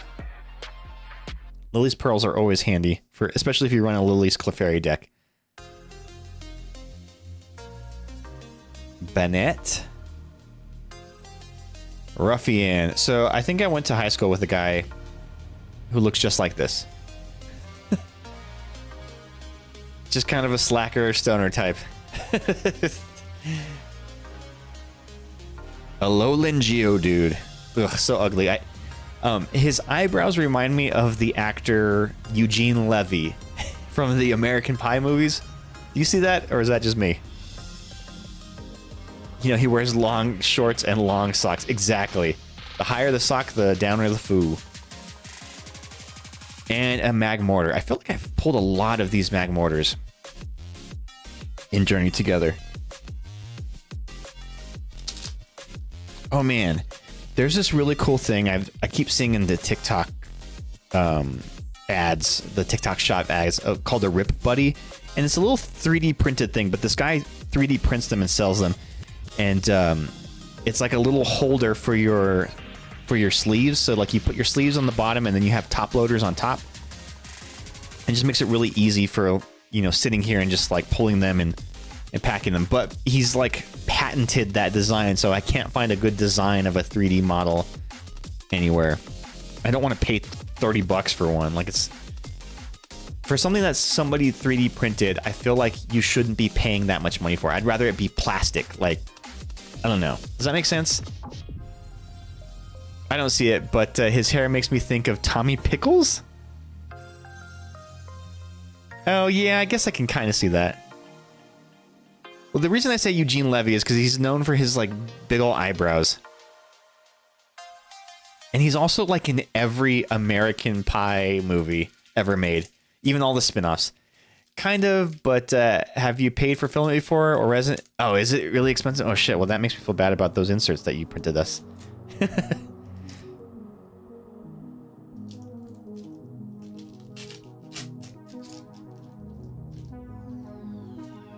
Alright, next is Destined Rivals. So yeah, like I said, I haven't done a lot of Destined Rivals. Why's my TV frozen behind me? I swear. Maybe this is the Twitch app is being stupid.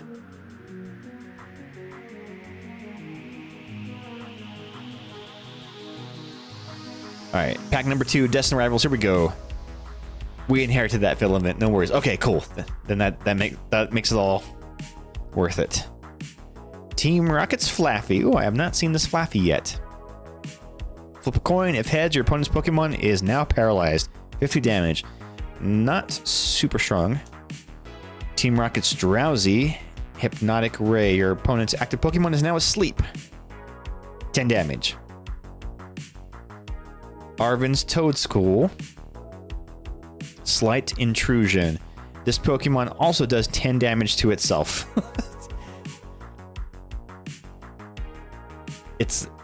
Do you have him in your why are you hitting yourself deck? Plus, it feeds my ego to see so much to see people use them. Keep it up. Okay.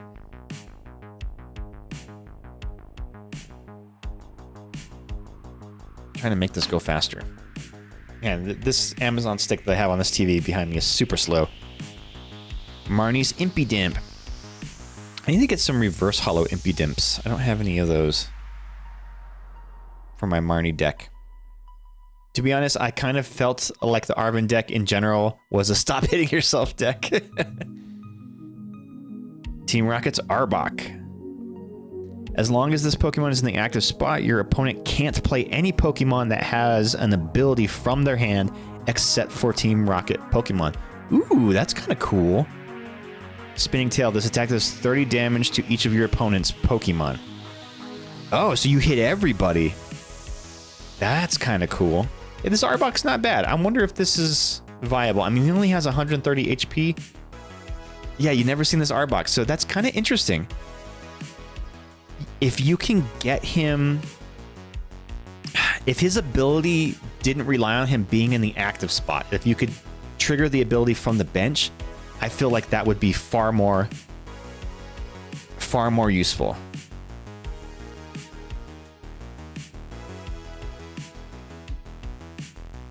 Because then you just get him set up on your bench and you can block your opponent from putting down any cards from their hand that have abilities on them. Spikemouth Gym. Crucial card in the Marnie's Grimmsnarl deck.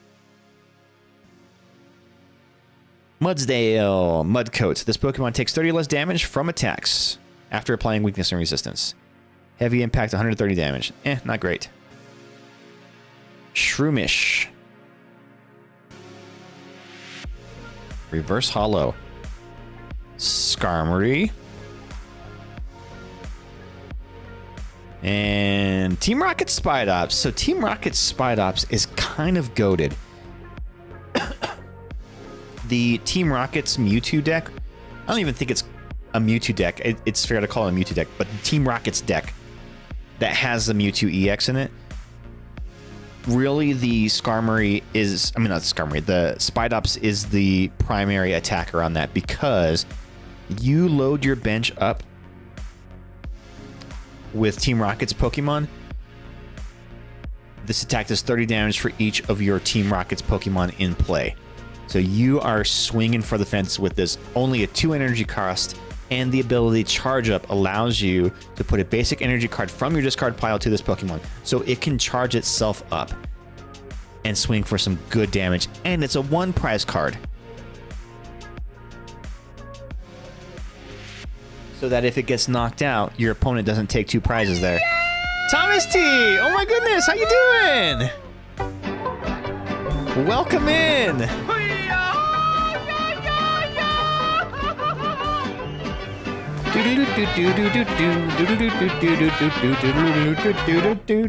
How you been, dude? Good to see you. What's new? How's life? How are you? How was your stream? Ghosty, can we do a quick shout out? There you go. So Twitch blocked the video shout out API, so it no longer plays clips anymore. But we have this. So an announcement. You were playing Spirit Tea. Ooh, what is that? What is Spirit Tea? Please tell me about it. Tell me about your stream. How was your stream tonight? So many things are new. Working on getting a new day job. Hell yeah.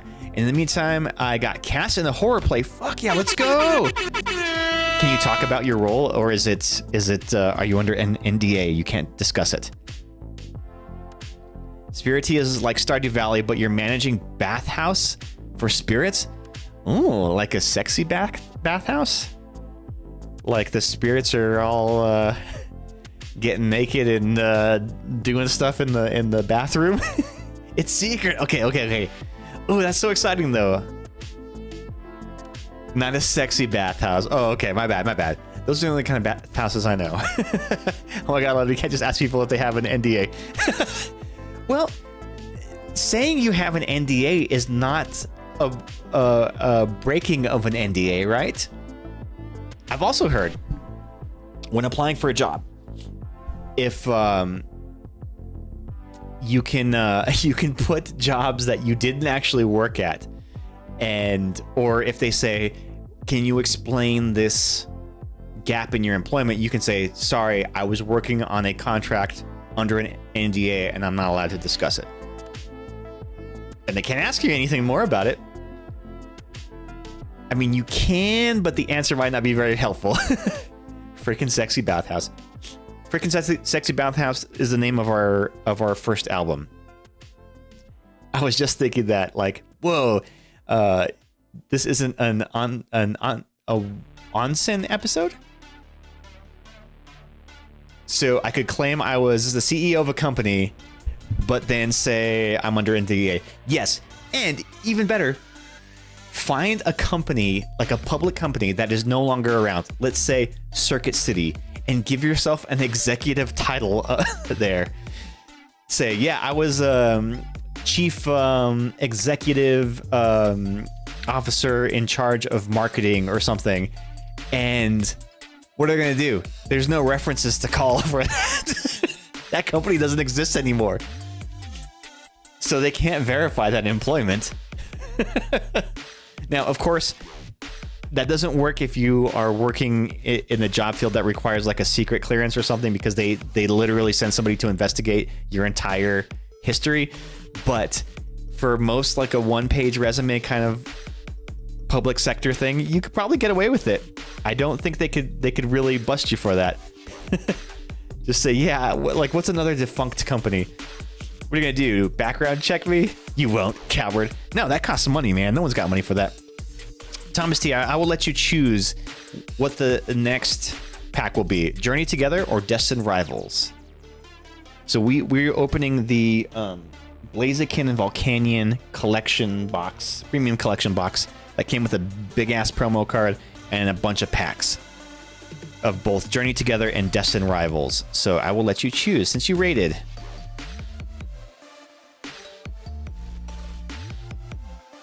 Yeah. Ass promo, exactly. Ass promo was my nickname in high school.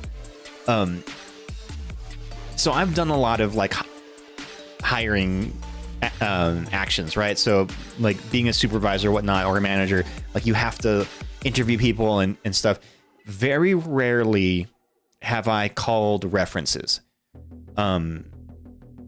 Typically I rely more on the interview to determine whether or not I want to hire somebody. But I'll tell you one thing I've never done.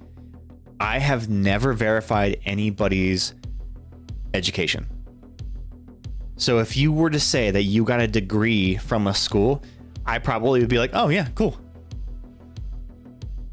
I'm going to ask you questions in the interview that would only somebody who had that kind of background would know. So you would, if you lied about your education, I would probably be able to tell. But like, I've never called a school to verify that somebody graduated from there, or I haven't like asked for their transcript or something. That's just too much work. If you don't feel it in the interview, then you don't feel it, right? Okay. Well, I'm gonna pick a pack. Let's go with another journey together here.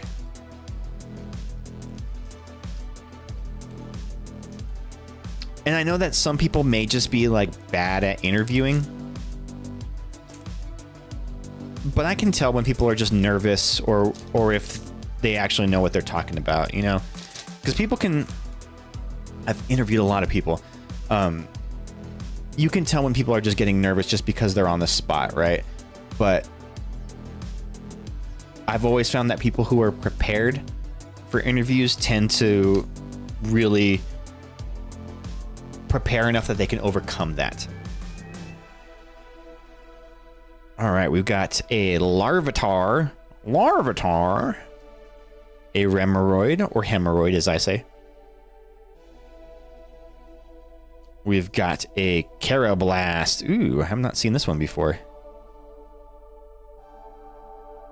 I love this artist because they make the little clay sculptures and then put them in the wild and take a picture of them. What a super cool idea for an artist. Kecleon. There's a lot of Pokemon that I have not seen in Scarlet Violet yet. In the game, at least. Hops's Cramorant. Dude, the Cramorants just look so derpy. Look at these guys. Although I guess Hops is... I mean, not Hops. Well, yeah, Hop and the Cramorant are both from Sword and Shield, right? So they're not going to necessarily be in Scarlet Violet.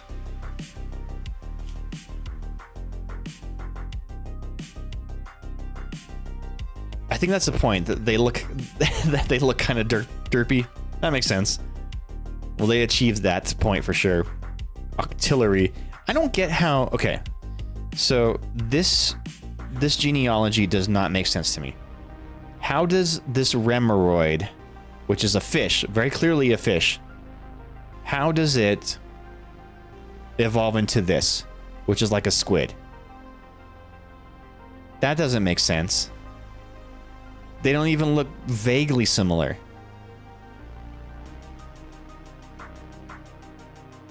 You see what I'm saying? Like, how did...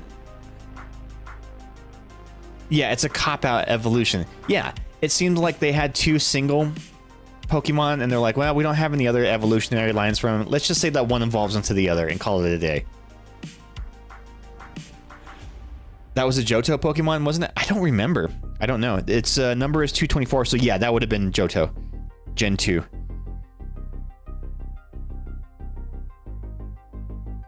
Yeah, that's kind of a cop-out there. Wheezing. Wheezing. Good-looking Wheezing. Always love a Wheezing. Paldean Hooper.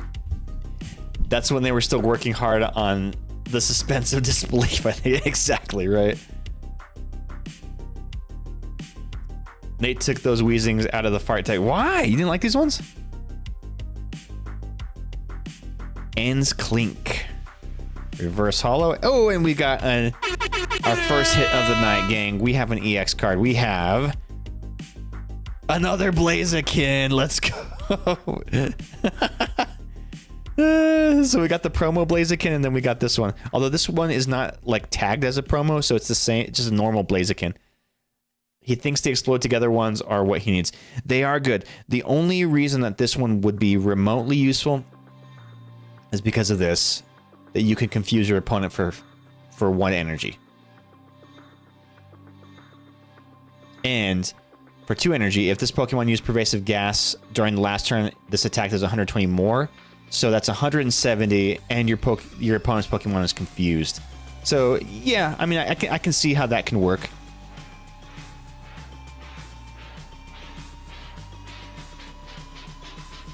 I'm not sure he's thinking that far. Makes sense. Makes sense. And you know, that really, that's kind of that's the challenge of deck building. Is on paper something may make a lot of sense and you're like, cool, this is great, this is going to work, whatever. But in practice, if it's not working for you, then it's never going to work for you. You have to kind of like tailor the deck to your play style and how you process your sequences and your kind of train of thought for your turn. Might sit him down and talk about it since I just gave him all my Janines. And like, I feel a little bit bad because for his first deck, that coughing fart deck is kind of a complex deck to play.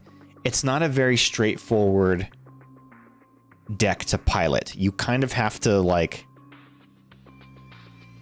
I don't want to say like it's too, you got to be smart to play it, but like it's not something that is straightforward in that the path to success in that deck is not just bench, evolve, energy, attack. You know, that's not like your standard sequence. Yeah, you really do have to get to know it. And more importantly, you have to know what you still have in your deck available, especially because it relies on a lot of like supporter tech cards where you're drawing items or other Pokemon or whatever. So you have to kind of keep that mental thought train of, okay, I have these supporters still in my deck. I got to search out for this so that I can get me to, you know, 3 more Coughings on my bench, which then powers up the Explode together. It's not one that you're just like blindly powering up whatever you have available, because that could basically lock you or paint you into a corner, so to speak, where now you don't have any energy available for when you need it, or the one thing that you were powering up is now getting knocked out and it's too late to kind of like build that momentum back. So it can be a little tricky like that. So yeah, I get it.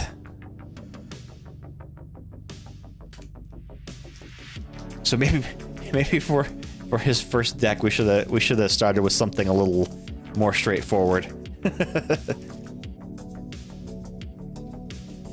He got a Qianpao EX deck this week. Ooh, maybe he can build up some experience with that. Nice. So the Qianpao is really good. And the Qianpao, I actually augmented the Blastoise deck that Alex was using with some Qianpaos, and it kind of makes that deck pop off much more consistently. And that Qianpao acts as a secondary attacker, so it's not just all on the Blastoise to do your damage. Yeah, but he wouldn't have gotten into it without the gimmick. That's true. Yeah, the Qianpao, it really does make it shine. Although it does kind of detract from the Blastoise deck theme of it. You know, Qianpao is technically an ice deck as an ice Pokemon, so like it doesn't really fit the theme as well, but it really does make that deck more consistent. Ethan Slugma, I still think if you're looking for a good starter deck, and I'm surprised that like Pokemon hasn't announced this as a official battle deck, you know, like off the shelf one, the Ethan's Typhlosion deck, such a good deck, very easy to run. You know, it can stall out just like any of them, but as far as like a beginner deck goes, it's a deck that you can go into a tournament with and do pretty well with. It's incredibly consistent, very easy to pilot, low energy cost, and your opponents knock you out for only 1 prize. So it's a very, very, very efficient deck. Also, I love that I think Alex keeps saying Blastoids. Blastoids. Dude, Ethan Typhlosion and Arvis Mabostiff would be a great deck. Yeah. I almost have enough of the cards to build a full Ethan's Typhlosion. Maybe I need to just like bite the bullet and just do it already. But an Ethan's Typhlosion would be a great deck to have for us at Poke Night. You know what? Maybe I'm going to do that. Maybe that's going to be the next deck I build is the Ethan's Typhlosion. Teal Mask Ogre Pawn. Do it. That sounds rad as hell. And I've been seeing people now running it with a Pidgeot EX for even more draw power. The only thing though is that now with the Pidgeot EX, now you're putting some EX cards on the board. That's a 2-prizer for your opponent, but it does help with the acceleration. When the last tournament we played, I played against somebody who was running that build of it, but I was able to put enough pressure on her early enough that she was not able to come back. Relor. I feel like I've got a few of these Relors.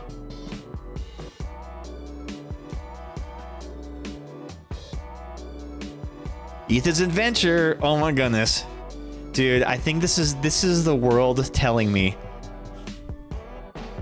I know, it's a sign. It's a sign. Dude, I need to take inventory of like what I actually have of the Ethan's Adventure, the Ethan's Typhlosion deck, and then see what I need to get for it still.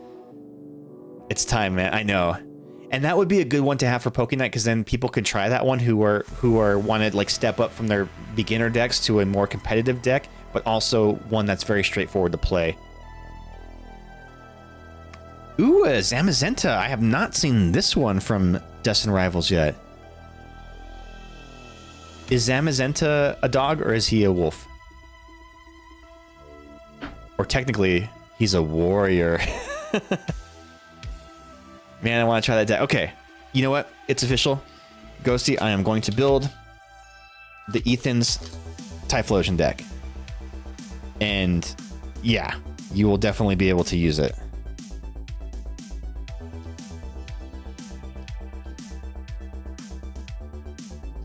So I built my Crystal deck, and it has green sleeves, and I put it in one of my double deck boxes. So I need something for the other side of that deck box. Maybe the Ethan's Typhlosion will be what fills that void there. So yeah, this Ethan's Adventure card, super handy.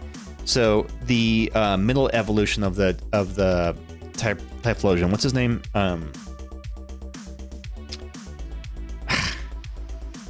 Dang it, you know what it is. The stage 1. His ability allows you to grab one of these from your deck, and you can use it right away. Ethan's Adventure. Search your deck for up to 3 in any combination of Ethan's Pokemon and basic Fire Energy cards. Reveal them and put them into your hand, then shuffle your deck. So yeah, you can get Ethan's Pokemon, so you're evolving your Ethan's Pokemon really quickly, and you're powering them up with Fire Energy super fast. Very handy card. The Typhlosion's main primary attack does more damage based on how many of these Ethan's Adventure cards you have in your discard pile. So you're using them, you're burning them, you're discarding them, and powering up your attack at the same time. That's what makes that deck so efficient. All right, so let's do another Destined Rival. Maybe we'll get some more of the Ethan's cards in here. So far, no big hits tonight. We've pulled one EX card out of let's see, we've done 4 packs so far, and that's the only hit, and it was the same hit that we got. That's the promo. But yeah, I need to, maybe this weekend I'll inventory my Pokemon cards and kind of see what I'm lacking for that deck, and I'll start putting it together. I need to find a good deck list for it though and start modeling after it. Should I do the Pidgeot EX or should I just do the straightforward one? Because I already have one built on TCG Live that's uses no EXs, but that was before the release of Black and White, so it could have probably gotten a little better based off of that. Team Rocket's Meowth. Meowth. Misty Staryu. Oh god, the Misty deck, Misty's Gyarados is still one I want to build too, but only because it's just such a wacky deck that you do damage with a Gyarados by discarding cards from your deck, and for every Misty's Pokemon that you discard, it does damage. It's such a wild mechanic that is just super fun. Team Rocket's Ekans. Marnie's Morgrem. I want reverse hollows of these ones. So I have the regular ones in my Marnie deck, but not the reverse hollows. Team Rocket's Archer. Archer, I hardly know her. You can only you can use this card only if any of your Team Rocket's Pokemon were knocked out during your opponent's last turn.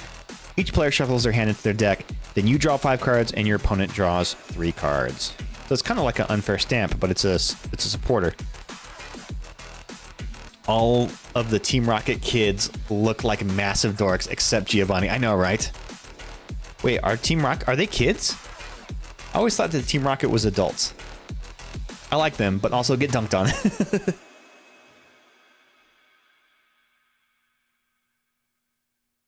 Kids. Yeah. Okay, gotcha.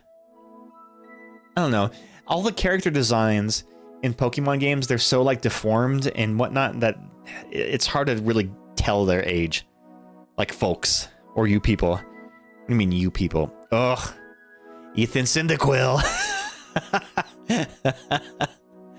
Dude, we really are getting a sign from the Arceuses. From the Arceus that we have to build the Typhlosion deck. Ooh, Tauros Reverse Hollow. Nice. This might make its way into my Gen 1 binder because I think I was missing some Tauroses. Some Taurosi? And Annihilate. Oh, dude, in Pokemon Violet, I just evolved my Annihilate. And he freaking wrecks.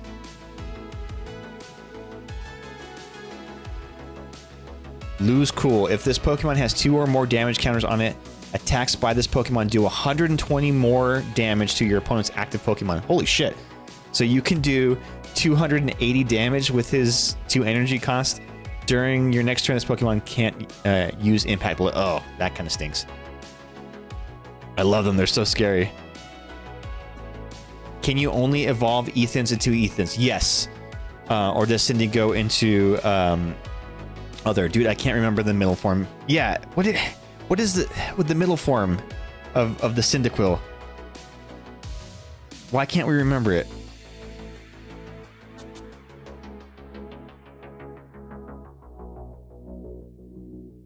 What the hell is it?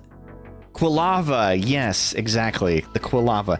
Yeah, so technically, if they have a name before their name, or like an adjective, then it is a different species and cannot evolve into a different species.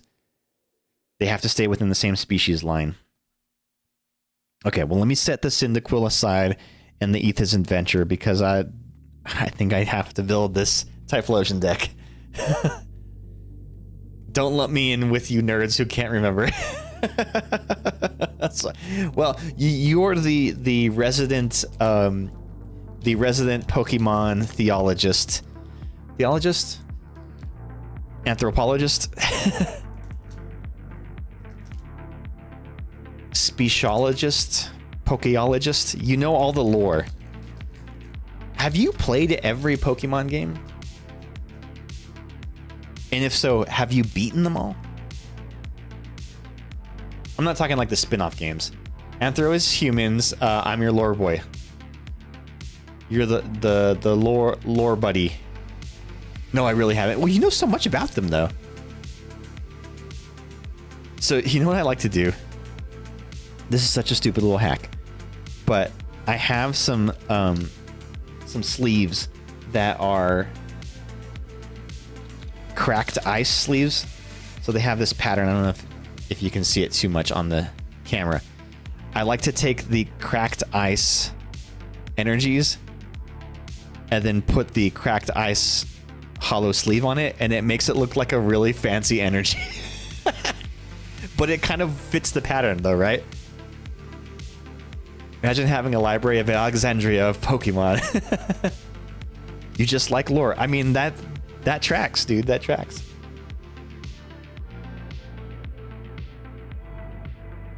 I need to find a better base Poke for a deck. Fart deck is neat because I now have insight into how decks work together, but farts are weak sometimes. Yeah, dude. Maybe the Ethan Cyplosion might be something up your alley there.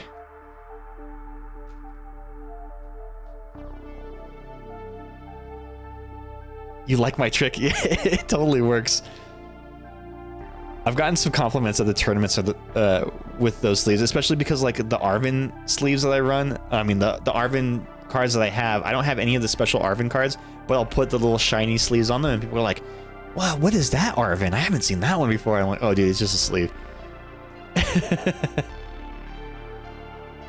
I mean, that Annihilate's ability is pretty neat. Yeah, I mean, but you're gonna run into a similar problem though. Because the Annihilate is a stage 2, so that means you're gonna have to evolve it twice to get to it, and it only has 150 HP, which means it can be one-shot killed pretty easily. With a weakness to psychic types, it basically would fold very easily to like a Gardevoir deck, or like even like a Mewtwo deck or something. So while it's a cool ability, I worry that you wouldn't be able to have him in play long enough to get 2 damage counters on him, but not get him killed. So it seems like a big investment, like with not that big of a payoff. You like something that punches really hard. Okay, interesting. I actually made a deck. It's an expanded deck, so it uses some older cards, but it's an expanded deck that is a Machamp and Golem deck. So it's the first fighting deck that I made, and that one's actually, again, pretty straightforward. Can hit really, really hard. It's just a little tricky because it's a Golem. It's a Machamp V-Star, and a Golem EX. We can battle sometime here. Else you steal my apples. So that's why the other meta decks are what they are. Big punches and easier set. Exactly. That, I mean, and that's really the point of the metas, is they are strong Pokemon that can hit hard with low energy cost, and that tend to be very consistent in their setups. So I think your primary goal for like achieving meta status is if you can get your primary attacker set up and swinging by your second or third turn, then you are just, it becomes a race to who can get their setup faster and just start that heavy pressure. Levincia?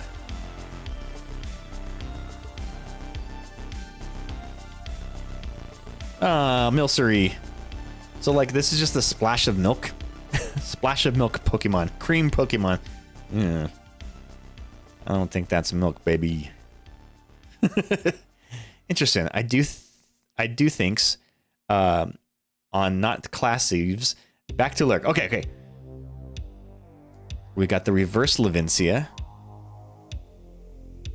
I just beat Iono in Pokemon Violet. It just said the Jism Pokemon out loud. It really is. And a Tyranitar.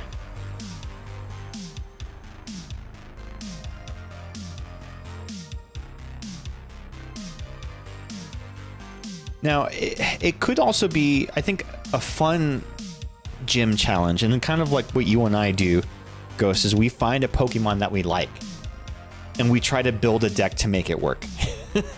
Which, you know, is a bold strategy, but sometimes there's the, you know, the cold hard truth that like not every Pokemon card is a viable card, and no matter how much you try to really like church it up and really make it work, they just aren't strong enough to be useful. All right, what was that pack? We just did Journey together, so let's do another Destined Rival. Actually, let's do another journey together because I want to end with a destined rival. Yeah, it's tough to shine a turd. Yeah, exactly. I actually have a saying that I always say. You can only polish a turd so much before it breaks apart in your hand. And that is true with it with Pokemon.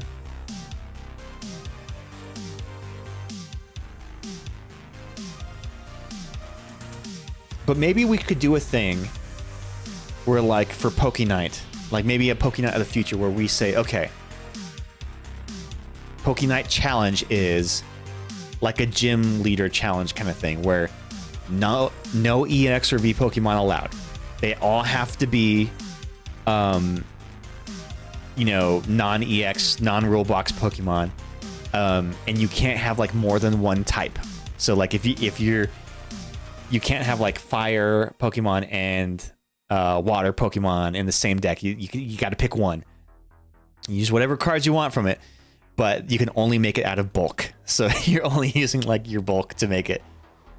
That could be a fun little challenge. Magmar? Well, let's do it. Let's start putting together like a deck with just non-EXs, non-EX challenge deck. Hapsa's Wooloo. It'd be a really healthy challenge too, using up bulk. Yeah, exactly. And like the idea is that you wouldn't have to like order any cards, because that's where things get kind of pricey is in deck building, is like now I gotta order another Pheasantipity EX, right? And that's like, I'll hop on your Wooloo. Woo! What up, Magnus? How you doing, bud? How you been? How are things? Beldum. Beldum, I hardly know them. You persist. Oh, I hope persisting is at least a positive term and not a... It's an optimistic word and not a pessimistic word. Combuskin. So, is it just me, or does Combuskin look like a dick? Like a dick and balls? Right? I mean, maybe not as telling in this picture, but it's kind of a dick and balls. They knew what they were doing. There is power in persistence. That is true. It's pretty neutral, man. You could say anything looks like a dick and balls. Pretty neutral at the moment. I'm just busy and drained. Oh, man. I totally get you. Well, I hope you're able to get some time for yourself to just, like, unwind, decompress, and just chill. Yeah, what I learned from like world history classes is that everything, all of man's innovations and art and everything just all revolves around penis envy. Everything is about dicks. Why do you think swords are like that? Because it's a dick. Everything is what they are to be dicks. Stop going out to your fried chicken. Your fried chicken friend. Escavalier. I will this weekend. I had to do something I haven't done since before my heart attack, and it took more blood flow than I expected. Uh-oh. Well, yeah, dude, take it easy. Please, please, please, if you can, you know, relax some. Get some good gaming time, man. Alolan Graveler. Which is so funny, because Graveler is a rock Pokemon, but the Alolan version is electric. Boogie, woogie, woogie. Why do you think swords are like that? Exactly, dude. That's what I'm saying. It's just a big... It's a big dick. It's a dick, substitute dick. Oh, I've been vibing since, without making things too dreary or dark. Okay. Oricorio. Oricorio just sitting there dancing. Dancing Pokemon. And another Tyranitar. Man, we have gotten very, very, very few hits tonight. In fact, I would argue we've only gotten one hit the entire night, and it's a card that we already had that came free in the... as the promo. So like, man, not getting good luck here, but I did get 2 cards that will be useful in my Ethan's Typlosion deck that I'm going to be building. So I guess there's that. Come on.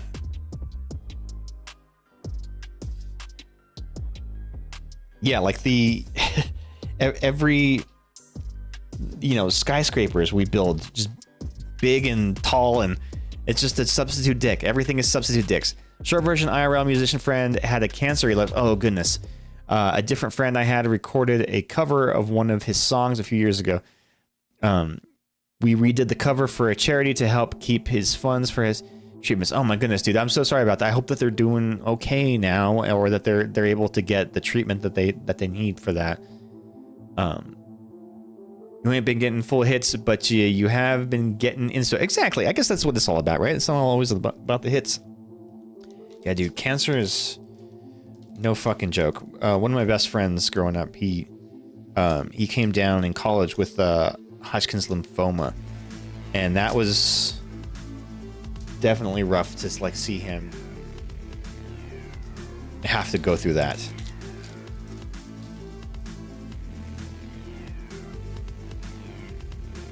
But yeah, wishing all the best for your friend, dude. Okay, here we go.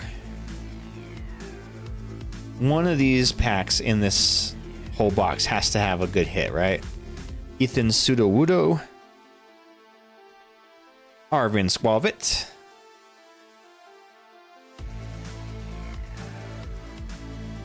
He has decent insurance. Shit just gets expensive. I haven't had to speak to into Yale since before the heart attack, and woo boy, wasn't ready for the lightheadedness while standing. Oh, dude, yeah, jeez,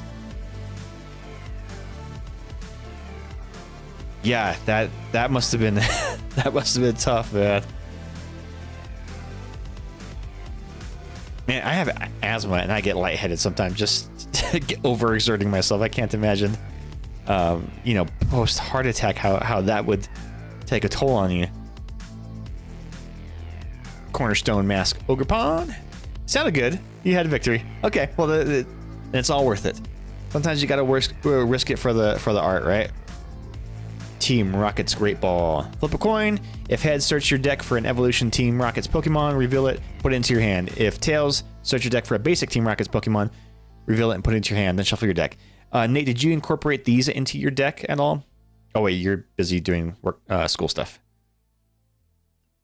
Marnie's Leopard.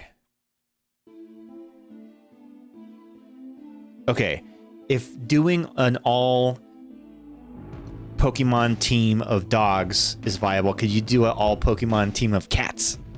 So you'll have Meowth, you'll have Purrline, or Leopard. Let's see. You can have Skitty. What are the other cat Pokemon?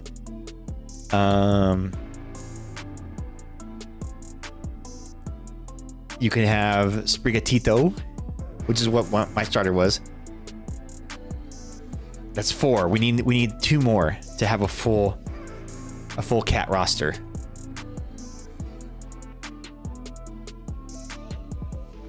Weed Cat, yes, exactly. Team Rocket's Pupitar.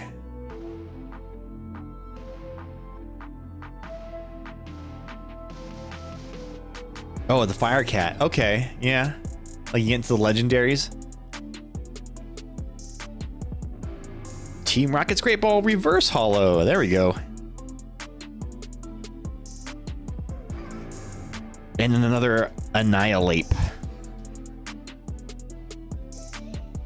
No. There's a fire starter. Oh, yeah. The Sun and Moon. Yes. It's the shit. What is it? It's like the black and red one. Crap. Now I can't think of it. Dang it, Ghost. You're supposed to be the Pokélore expert. You're supposed to know all the Poke things.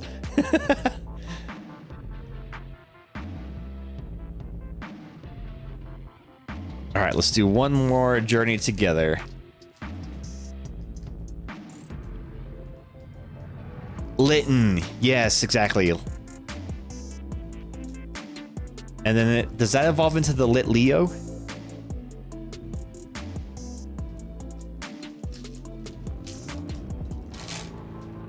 Or is that a different Pokemon?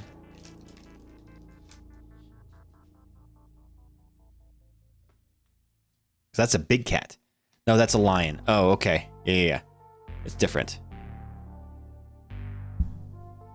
What is the Litten line? Evolutionary line. We've got a Metang. Listen, I played a bit of Sun and Moon and I chose an owl for my starter. Noibat. Rockruff. Caterpie. Or is it Caterpie? In the anime they say Caterpie, but it reads like Caterpie. Levincia. Oinkulone. I do not like the Oinkulones. They're just like, ugh. And they're everywhere in Pokemon Violet. Litten, Torracat, Incineroar. Oh, that's right, the big Incineroar. Yeah, he's like got like very bulky, shouldery. Yes, okay, I remember that. I want to think Greg would have a Rockruff. Yeah, that's a Rockruff. No, they would be a frog Pokemon. Is there a frog Pokemon? I guess Venusaur is kind of a frog, right? The Bulbasaur line, they're kind of frogs. But there's no like frog, I guess Froakie, maybe? And Frogadier. Those are frogs. Poliwag. That's right, and then it turns into the what is it? Not the Poliwhirl evolution, but you take it the other way. It's like the what is it? Croak? Politoed. There you go.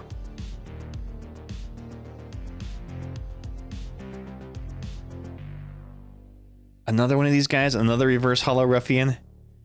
They're all just hanging out in a hacky sack circle, smoking weed. Always complaining that they're broke, but never wanting to get a job. Having to borrow their girlfriend's car, or have her drive him around everywhere.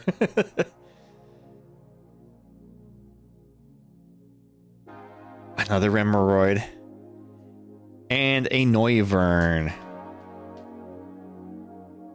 Hack your sack somewhere else or I'll hack your sack. Waste of oxygen. Fuck, exactly right.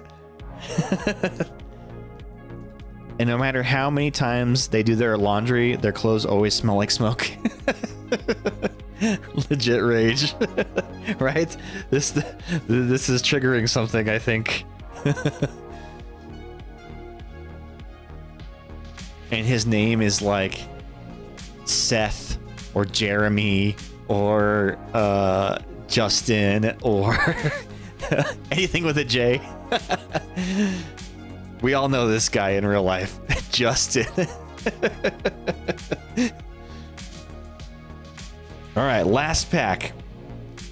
Come on, will we get some last pack magic here? Please, please, please.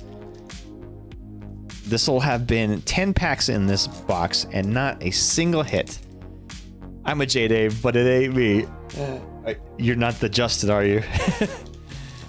Get your life together, idiot. Not you, Magnus. I'm so sorry. That's like a thing where like they just you see these like TikTok videos or whatever where they walk up to people like randomly like on a busy street or on a boardwalk or something and they just like interview them. So they go up to girls and they're like, "Hey, what letter has the most toxic, names?" And it's always J. It's always J. Thank you for the hype, Ghost. Hopefully we get lucky on this one. Team Rocket's coughing. Smoliv. Torchic. Team Rocket's Meowth. Team Rocket's Orbeetle. As often as you like during your turn, you may move one damage counter from one of your Team Rocket's Pokemon to another of your Pokemon. This attack does 40 more damage for each energy attached to your active Pokemon. Only one damage counter? That's not great. Proton? Stevens Metang. Stevens Carbink Reverse Hollow. Hey, another one of these. I gave you one the other day. Do you need another one? Oh, guys, we got a hit. We got a hit. We manifested it with the hype.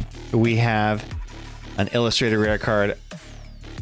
Oh, it's what I think it is. It's one of my chase cards from this pack. Holy shit. Anybody want to take a guess? You want to take a guess on what it is? It is the Misty Psyduck. Let's go. Oh, shit! It's not the Mewtwo. That is my big chase one, but I fucking love this card. She's swimming with the Psyduck. Look at that. That's so cute. Yes, dude. And you got the Starmie. She's so pretty. So I remember seeing the art from this card when it was revealed in the Japanese set, and like, oh, that's gonna be a sick one. That one's gonna be dope. Hell yeah, dude. And then lastly, Ethan's Mad Cargo. Hell yeah. All right, cool. We end it with the Psyduck. Do you want to give me a price check really quickly on the Misty Psyduck? So it is...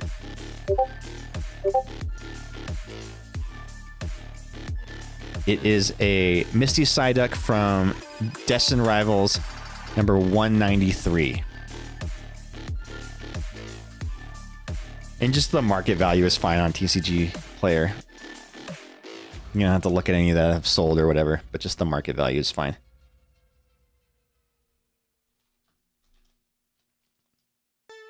Oh, you posted something in the Pokemon Discord. Let me take a look at that.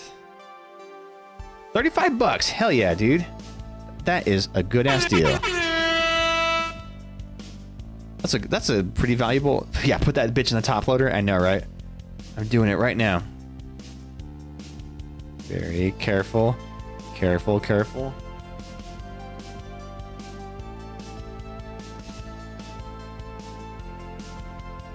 Let me get some more top loaders. I'm running out here. Let me see what you put in the Discord here.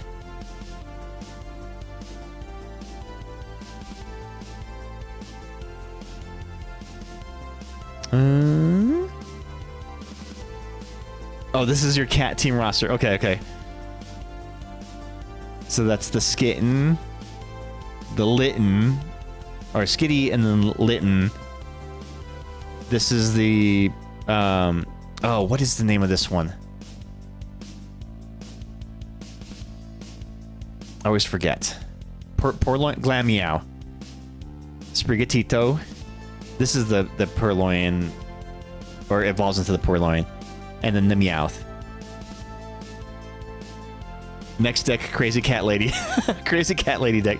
And then here's the dog decks. Okay, so it's the Graveard. Oh yeah, this guy. I forget his name. Glamia. You only just remembered.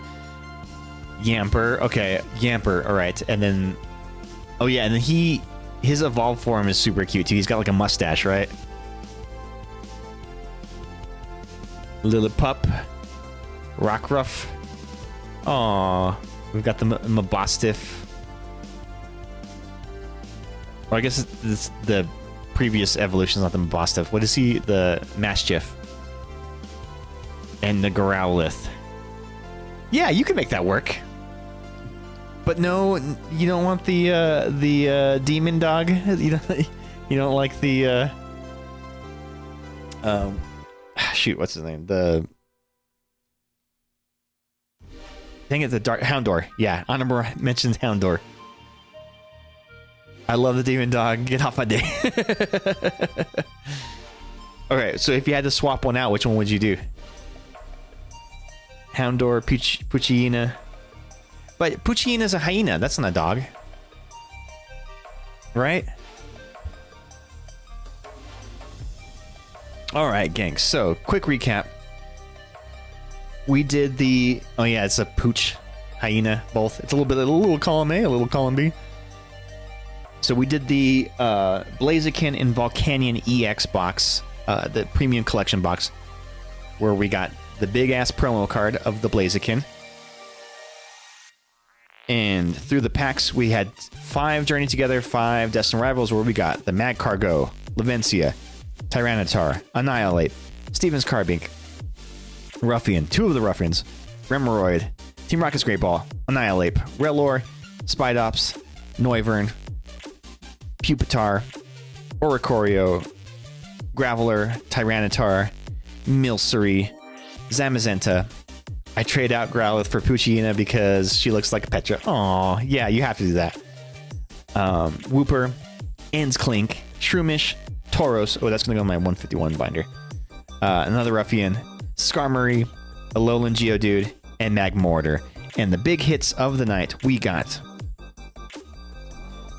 the Blaziken EX that came with the pack, a Volcanion that came with the pack, another Blaziken EX, and the big hit, the special illustrated rare Misty's Psyduck.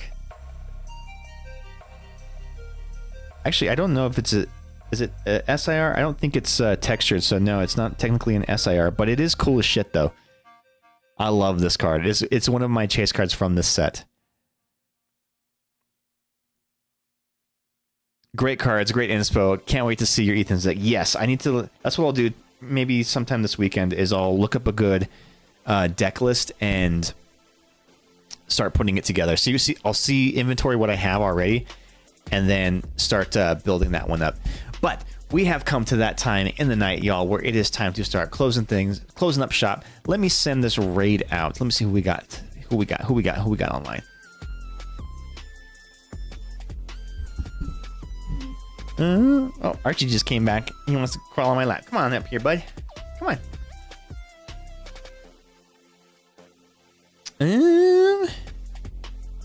Let's see. Nobody's really playing anything Pokemon related. Let me see if we've got anybody playing. Oh yeah, so we've got. Let's see. This is a new person. Let's go say hi. This is someone playing some Pokemon TCG. I want somebody with a...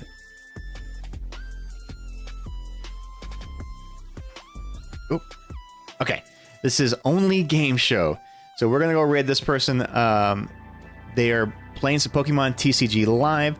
So you all don't have to stick around for the raid, but it's good to do it just for, at least for the transition. It's always good to show some people some new love. But yeah, I had a lot of fun. I'm glad to be back streaming. I will be streaming again on Thursday night. It's going to be awesome. I hope that you all can be there. We will see you there for the raid. Stay tuned, fuckers. I mean, so long, fuckers. Stay tuned for the raid. Bye-bye.